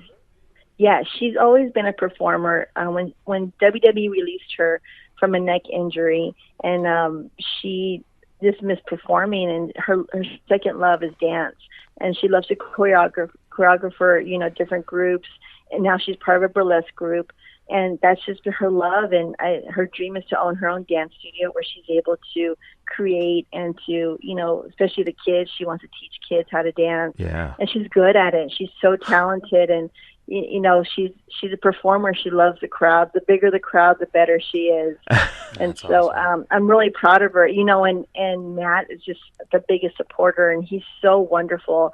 And they share that theater experience in the crowd, and so it's a love Right. that they know about, and so it's always going to be in their hearts forever. And that's so important too. I think when we been talking relationships and stuff, I feel like we're Loveline or something now. But but it really Exactly. but it is so important that that you have those shared interests and shared passions and are support of each other, and that's so wonderful to hear that Matt is so supportive with that. Because when you have that love for getting in front of people, it really is, and I'm sure that you've experienced as well, that it's hard to not want to do that, even if it's every once in a while, just to get that rush again. Yeah, absolutely. It's like I always say, I left WWE, but every day I miss the ring. It's something that no one can describe unless you're in there and feel that adrenaline. So for me to be able to do like the different wrestling promotions and it's still getting that taste of that adrenaline, it feeds my soul every time I get to do it. That's wonderful. Kind of dialing back a little bit. With how you said the girls were really just ready to just make sure, hey, we want to make sure he passed all the filters. What would you say? Only reason why I'm saying, because I'm asking for advice. I'm trying to date, and I'm not, and I've given up on online dating, and I have a 14-year-old daughter who is Oh, Lord. so is now very opinionated about who I should give a try and who I shouldn't. What would you say the advice would be for me with having a conversation with her? Yeah, I think it's really important that you involve her with every aspect of what's going on with your dating life. They have to feel like they're involved. And this goes back to, the family unit. It took the girls to be involved with what Chris and I were doing for them to feel comfortable, to see what he was about. And it also takes that person that you're dating to accept you for everything that's in your past, because with you having, is it a boy or girl? Oh, it's a girl. Oh, I have a girl. I have a 14-year-old and a 6-year-old son. Oh my gosh! That's what they say. That's what they say. Give me some therapy. That's what they say. No, but you know what it is? It's just that other person has to, accept everything. There's a past, and there's kids, and there's a mom, and there's the other extended family that's involved with these kids. And it's really important that other person that you're going to bring into your life accepts you for everything, and there's no conditions that are involved. It has to be 100% from you and 100% from her, that whoever you're going to date. And it takes a lot of time, to research that and to feel comfortable. And it took Chris and I dated for 6 months, and then he proposed to me. But we really didn't get to know each other until the first 2 years, because that's when the girls became more involved in our life. And some of the times I was really scared for him. I'm like, he's gonna leave me today. This is gonna be a bad day. But it's a blended family. And as long as they respect your kids and their other parent, it takes a village, to raise everyone and be supportive and be in unison, because you can't have, when Eddie and I were separated, he dated and I had dated, but our focus was the kids. Right. And whether I liked him dating or he didn't like who I was dating, it mattered, but it wasn't the focus of what we were supposed to be doing. We're supposed to be picking up the kids or calling each other and what's going on with the kids. What do we need to do? And and some of his dates and some of mine, they were like, this is just becoming a problem. When you see the little red flags that other person's not working as a team with you, that's when you know that it's not going to work. I mean, even the first red flag was always my cue, was like, oh, this isn't going to work, because when the attention's off them and they feel like they have to vie for the attention just to be a part of it, I think that's a big signal that, they're not about, making the whole family unit, work together. Yeah, definitely. Oh, wow. So the compassion is definitely there with you, and that's one of the things that I think that we saw just talking to you a little bit at the Toy Con. And one of the big shows of your compassion is that you're doing work with no-kill shelters in Houston. Yes. So yeah, I love that. So I mean, I'm a huge. There's not been a point in my life where my family hasn't had a pet, and in fact, I almost took home a black cat the other day when I was out, because this kitty looks at me. I got on my car. Yeah, he looks at me and just meow. And I'm like, oh man, and it's like, oh, we already got one cat. I know where this is going. This is not going to be good. So just be careful and don't do it. But tell me a little bit about what got you into being active in this line, and what kind of things you want to see done with the no-kill shelters. Well, having the two girls, we probably average between 3 and 4 pets in our house. When we would lose one, we always have another one. It's just always. The house is something that entertained us to have the cats and the dogs, whether they were fighting or sleeping, that was the medicine for the girls. And pets have always been very important in our lives. And even, with me, me and Chris got a German Shepherd, and then we went to the shelter that's a no-kill, and we got it from a breeder, but he worked with a lot of shelters. And then our second dog was a Chihuahua. I got to keep the Mexican thing going in my house. But, and she was a medical rescue, so she only had a few days to live. And they said, if you take her home, just give her the best home you can, because she's not going to make it. And she was in pretty bad shape. But luckily, we just gave her so much love and, fed her and got her back to going, to the vet. She made it, so she's part of our home. But I think it's really important, that we support the no-kill shelters and we stop, the pets being bought in stores, because those are coming from pet mills that are just really dangerous because they don't have the health standards, to raise these dogs. And I think it's also important that we make people accountable who are just horrible to these pets, by straying them on the roads and neglecting and abusing them. I like to see more laws passed, where the people are more accountable, to the cruelty. Yes. Because that's a sad part of it, and they don't take it seriously when they bring these animals into their house. Right. Are there any shelters or any charities or foundations that you want to mention out there for anyone who is interested in getting involved? Well, in Houston, I'm working with the Harris County Animal Shelter, and I'm getting ready to start some projects with them. We can't mention them right now, but it's the Harris County Animal Shelter, which is my favorite one. It's by my house. It's really clean. It's beautiful. They have a great facility. And I really recommend that you do your research when you're looking for animals and that they're not a no-kill, because, there's no reason to kill them. I think it takes a lot of work in the community to promote these dogs and cats that are up for adoption, instead of just keeping it like a 2 to 3 day, limit, or, 3 days, that we're going to euthanize them. Right. And I just think that we need to take more time, and do the work to find homes for them. Excellent. And we'll make sure that we tweet that out and do all the good social media things, because it's definitely an important cause. And yeah. I mean, we could talk for 2 hours on just pets alone. I mean, yeah. But don't get me started.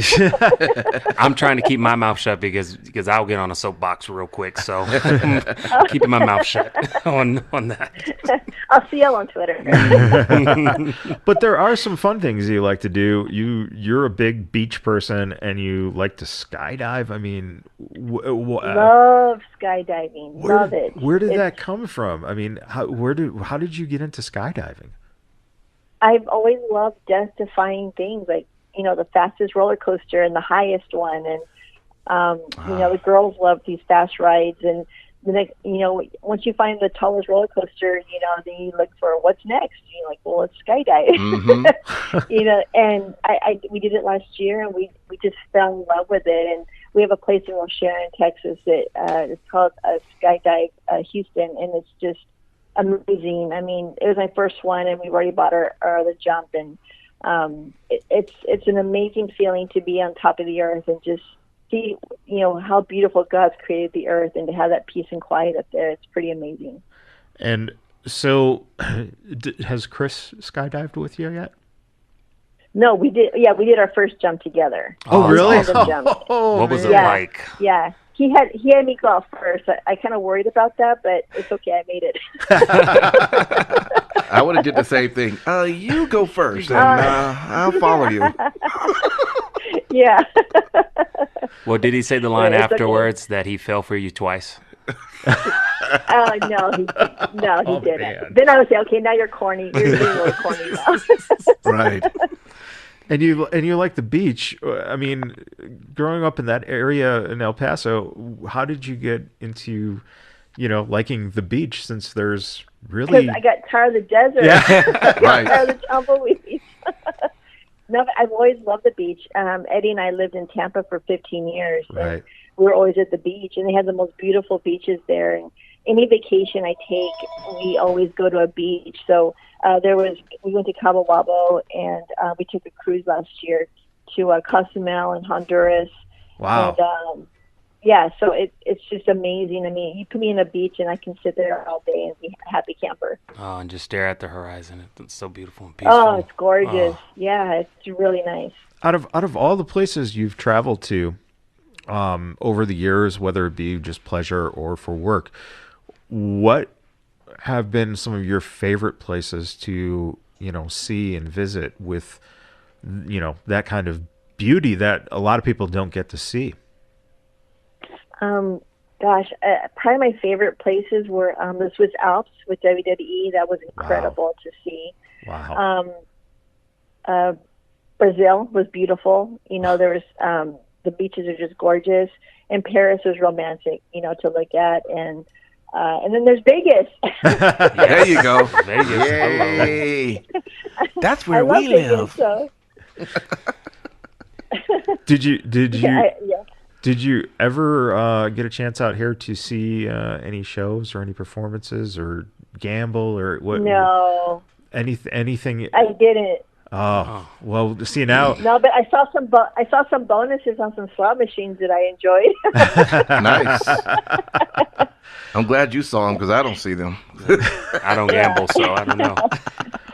Well, yeah, I was on one-on-one thought process with some of the machines, so we were talking to each other. That's the trick. Gotcha. well, we're gonna have to one of these days. We're gonna have to get you and Chris here to Vegas, and we'll take you around and show you some of the shows. I would love and that. Stuff. Yeah, I would love that. And- You and- guys are so amazing Oh, and thank nice. you. Thank you. And there's also some off the beaten path because you said that you like, the scenery and nature and whatnot.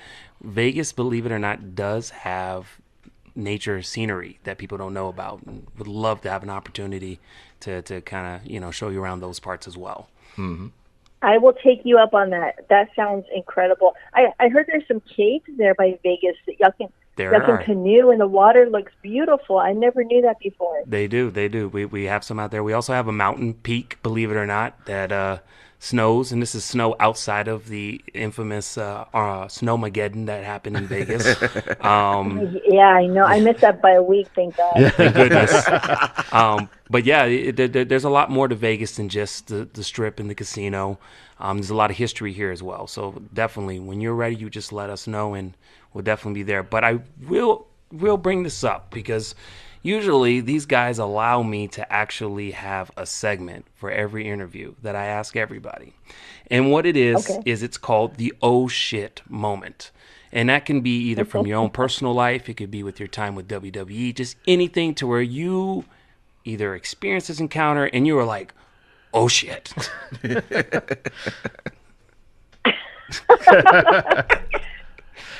Oh my God. That's why we let him come up with segments, Right? So that he comes up with something like this, and we're like, really? We never thought of that. Okay, sounds good. Oh my gosh.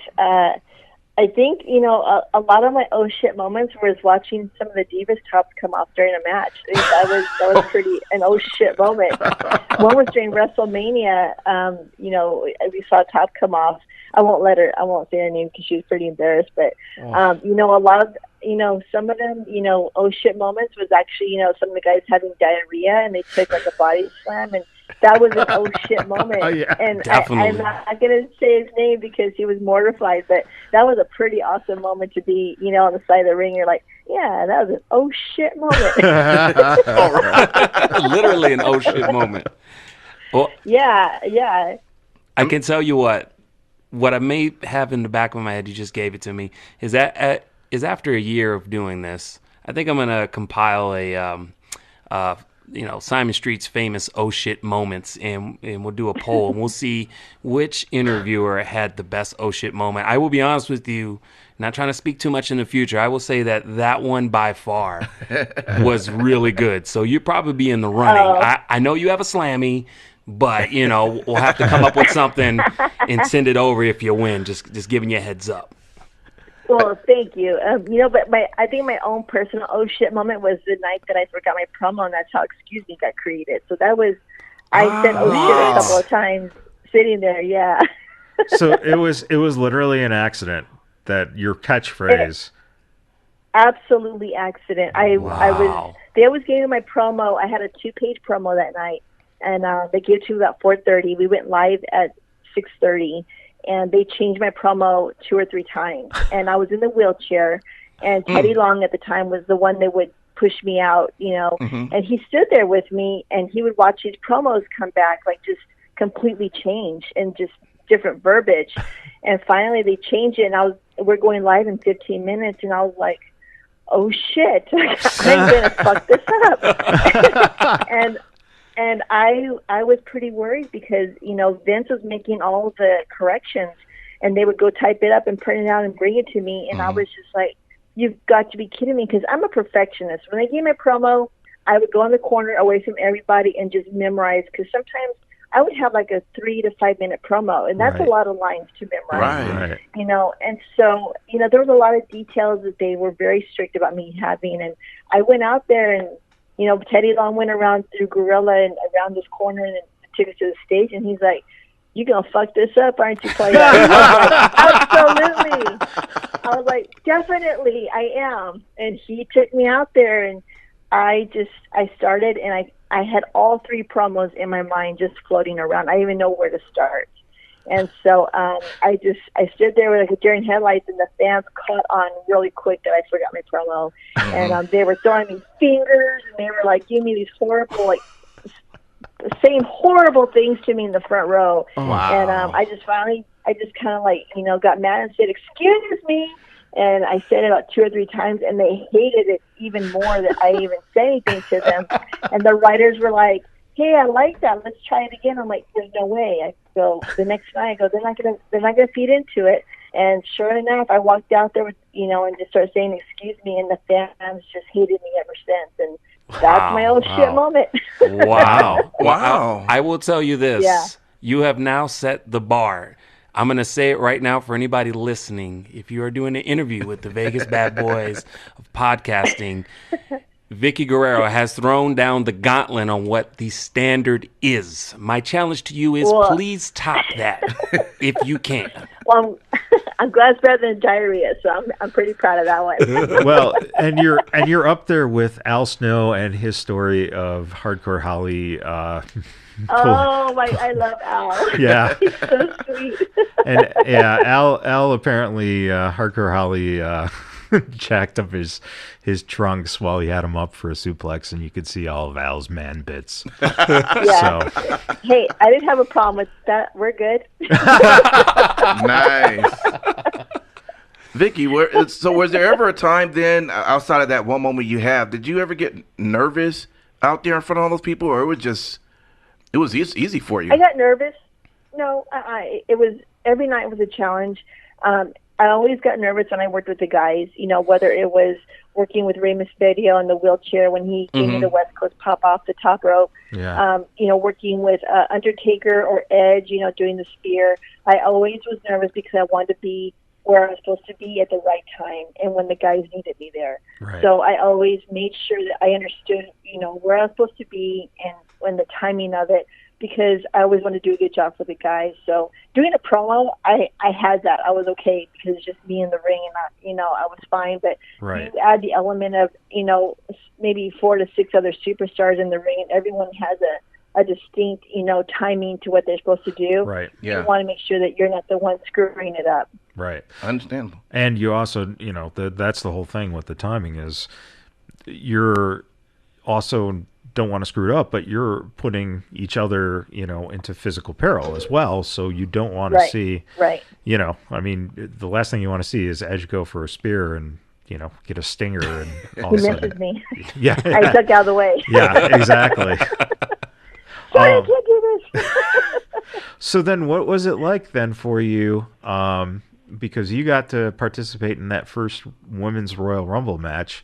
And, it's amazing what they're doing now. The women have finally, surpassed. So proud of all of them. It's amazing. It's amazing. Can't say enough about them. But you got that opportunity.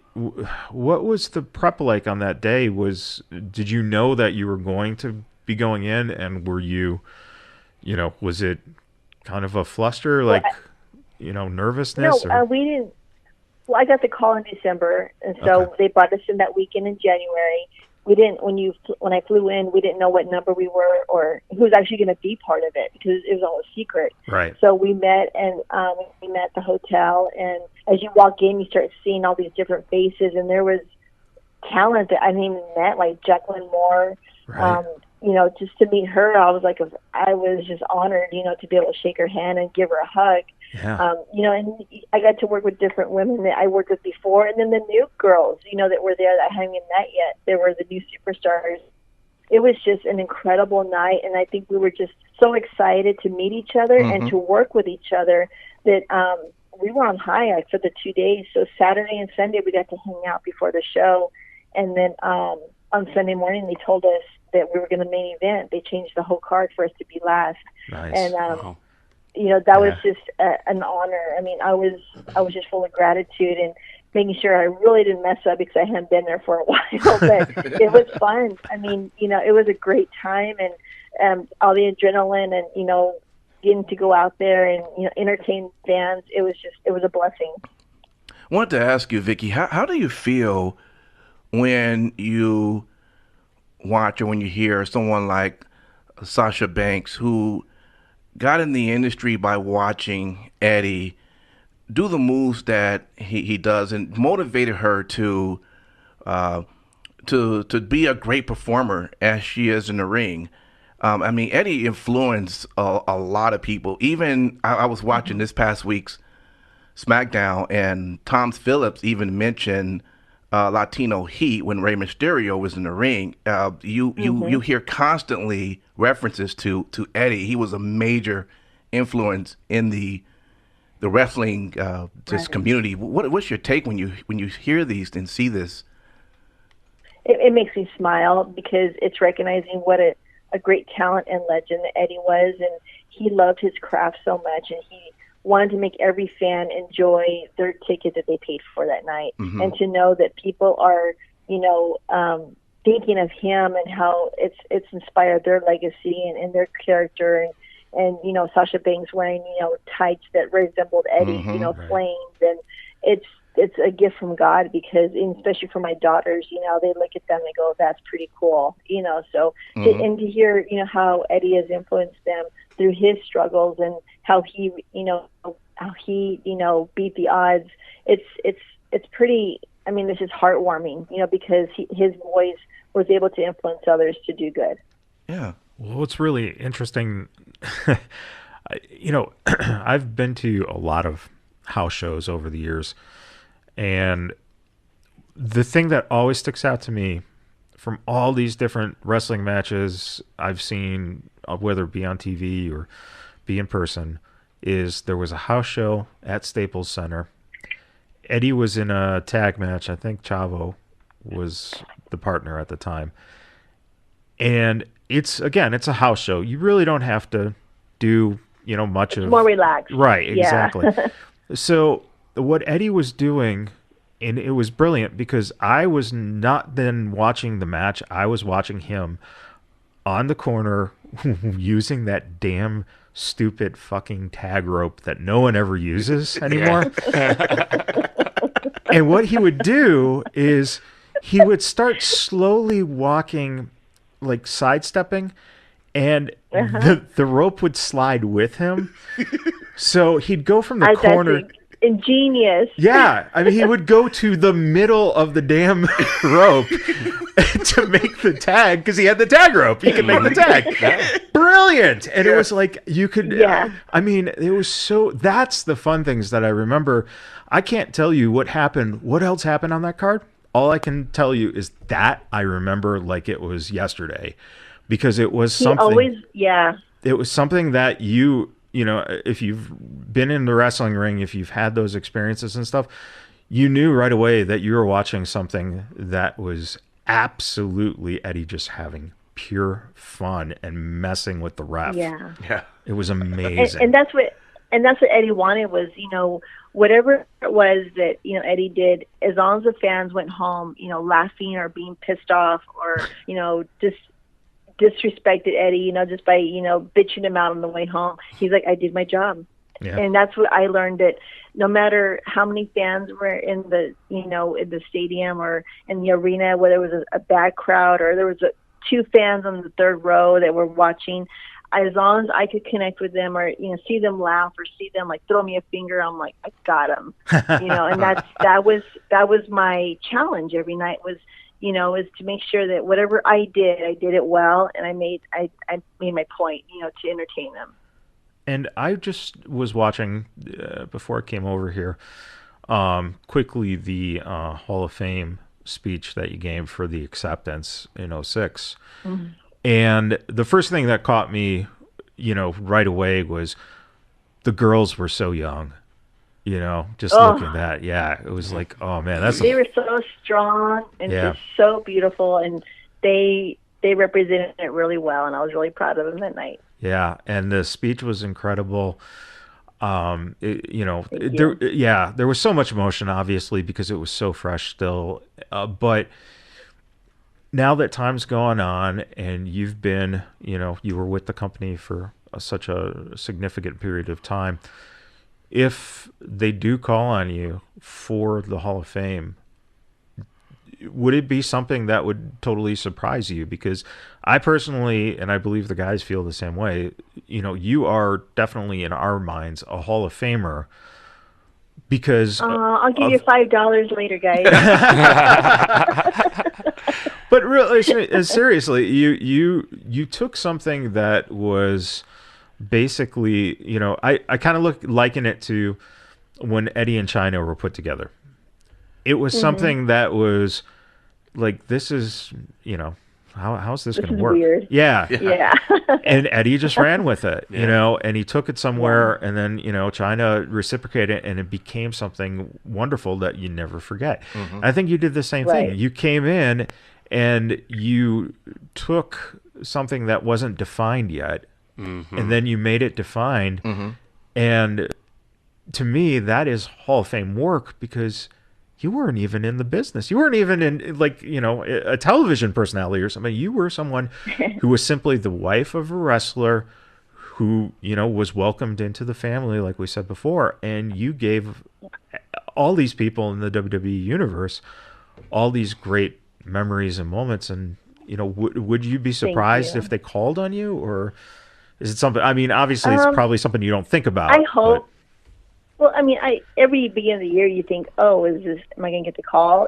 Everyone thinks that, that hasn't been inducted. But my luck, they're going to call when I have dentures, and I'm going to keep walking cane, and I'm going to struggle across the stage, and it might be pins, undergarments, strut my stuff. Vickie, I will tell you this. I will stop you there, and I'll tell you this. I wasn't going to say it, but I'll say it. So whenever they started going with the Cougar thing with you, I remember, and I'm not going to tell you how old I was, but I remember, I'm cool with that.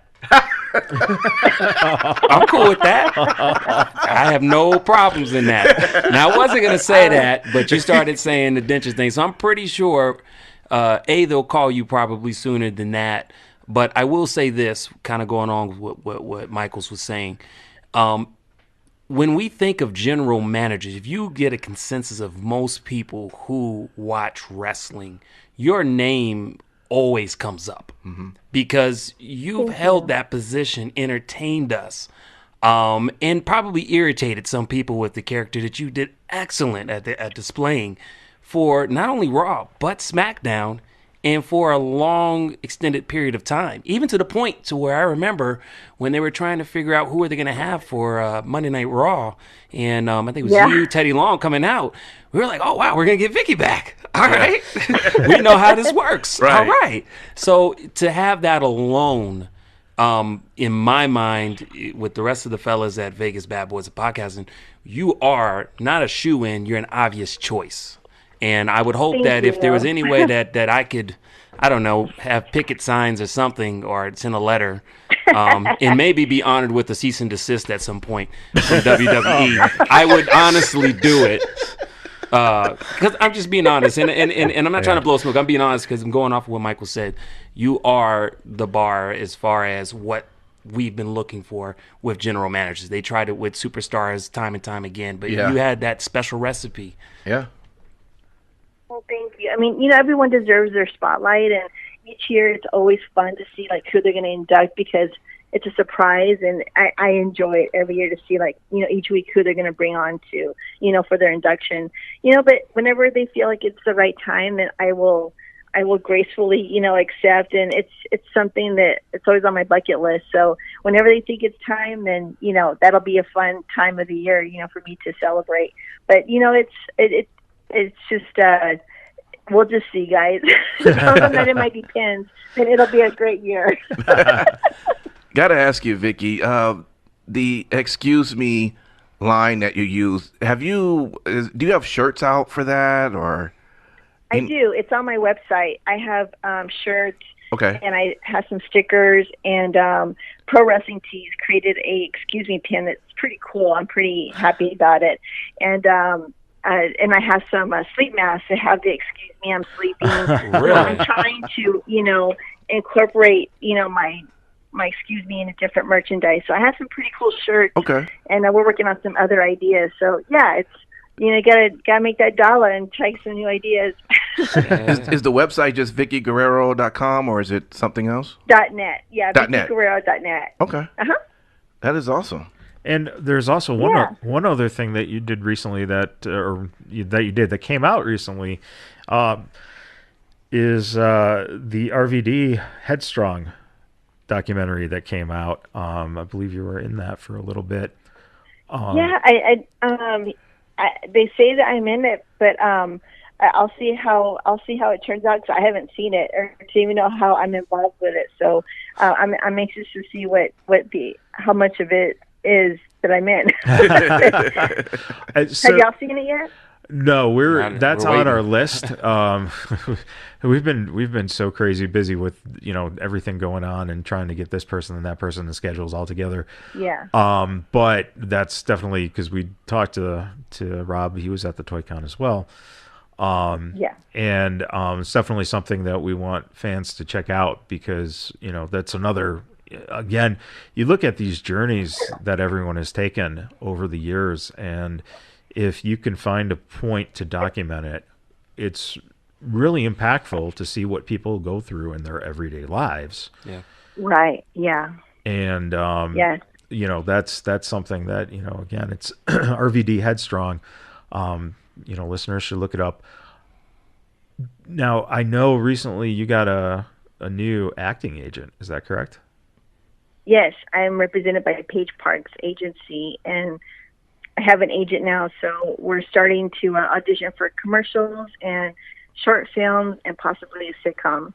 Excellent. Awesome. Nice. Excellent, because that's where I really think, having been in LA for 20 years and done the acting thing, I really strongly think that, your presence would be, highly, I guess enjoyable. It's something. Thank you. Yeah, absolutely. Yeah, it's on my next. It's my next list of things to do. So I've been taking a lot of acting classes and working on my craft. And I have a huge agent review in May, where in Houston they're going to bring like over 100 casting directors and producers, and you audition for them. Right. And so the agency is part of this, and I'm really excited about it. So we'll see where that leads. So you can't do it. You can't do it unless you can't win unless you try. So that's what I'm doing. Excellent. Yeah. No, and that's the thing. I think you just nailed it. You can't win unless you try, and you've definitely been winning all these years now. I mean, to me. Thank you. Yeah. I mean, and again, it's we really don't blow smoke up people's asses. We are very thank God. real. Yeah. Well. I don't know about Lucky though, because he can't speak for himself right now. So Right. he might have blown some smoke up. Well, with someone's... hold on. Speaking of Lucky, if you could do us a favor, Vickie, he was not able to be here, but I know for a fact that he loves you. And I don't know to what capacity, because he's not here to Not very defend much, himself. because he didn't show up. He tried. He really did try. And I know we didn't say that, but if you could just say, "Hey, you missed me, Lucky," or something, it would mean the world to him. Okay. Hey, Lucky, you know that I know that you love me. So I'll see you soon. Oh, There you go. you just made his day. Yes. Oh, good. Well, I mean, that kind of tops everything off. I can't say enough about how wonderful it's been to talk to you. Yeah. I hope that. Oh, same here, guys. Yeah. I'm so happy that we got to schedule this, and I wish you guys so much success and love, and just be well. And you've made a new fan out of me to watch your podcast, so I Thank appreciate you. meeting you guys. Thank you. Awesome.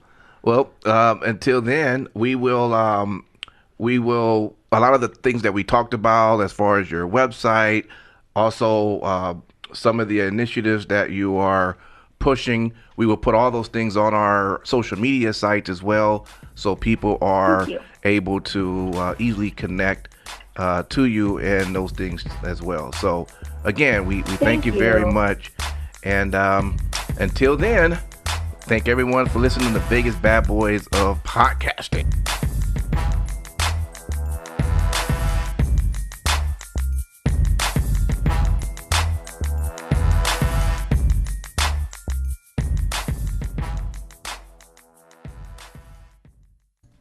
Thank you so much for checking out that video. If you liked what we did there, make sure you hit that like button. If you're new here, slap that subscribe button and ring the bell. That way you can be a part of the notification squad. Follow us on social media at Vegas Bad Boys with a Z on Facebook, Instagram, and Twitter. And until next time, we will see you in the next video.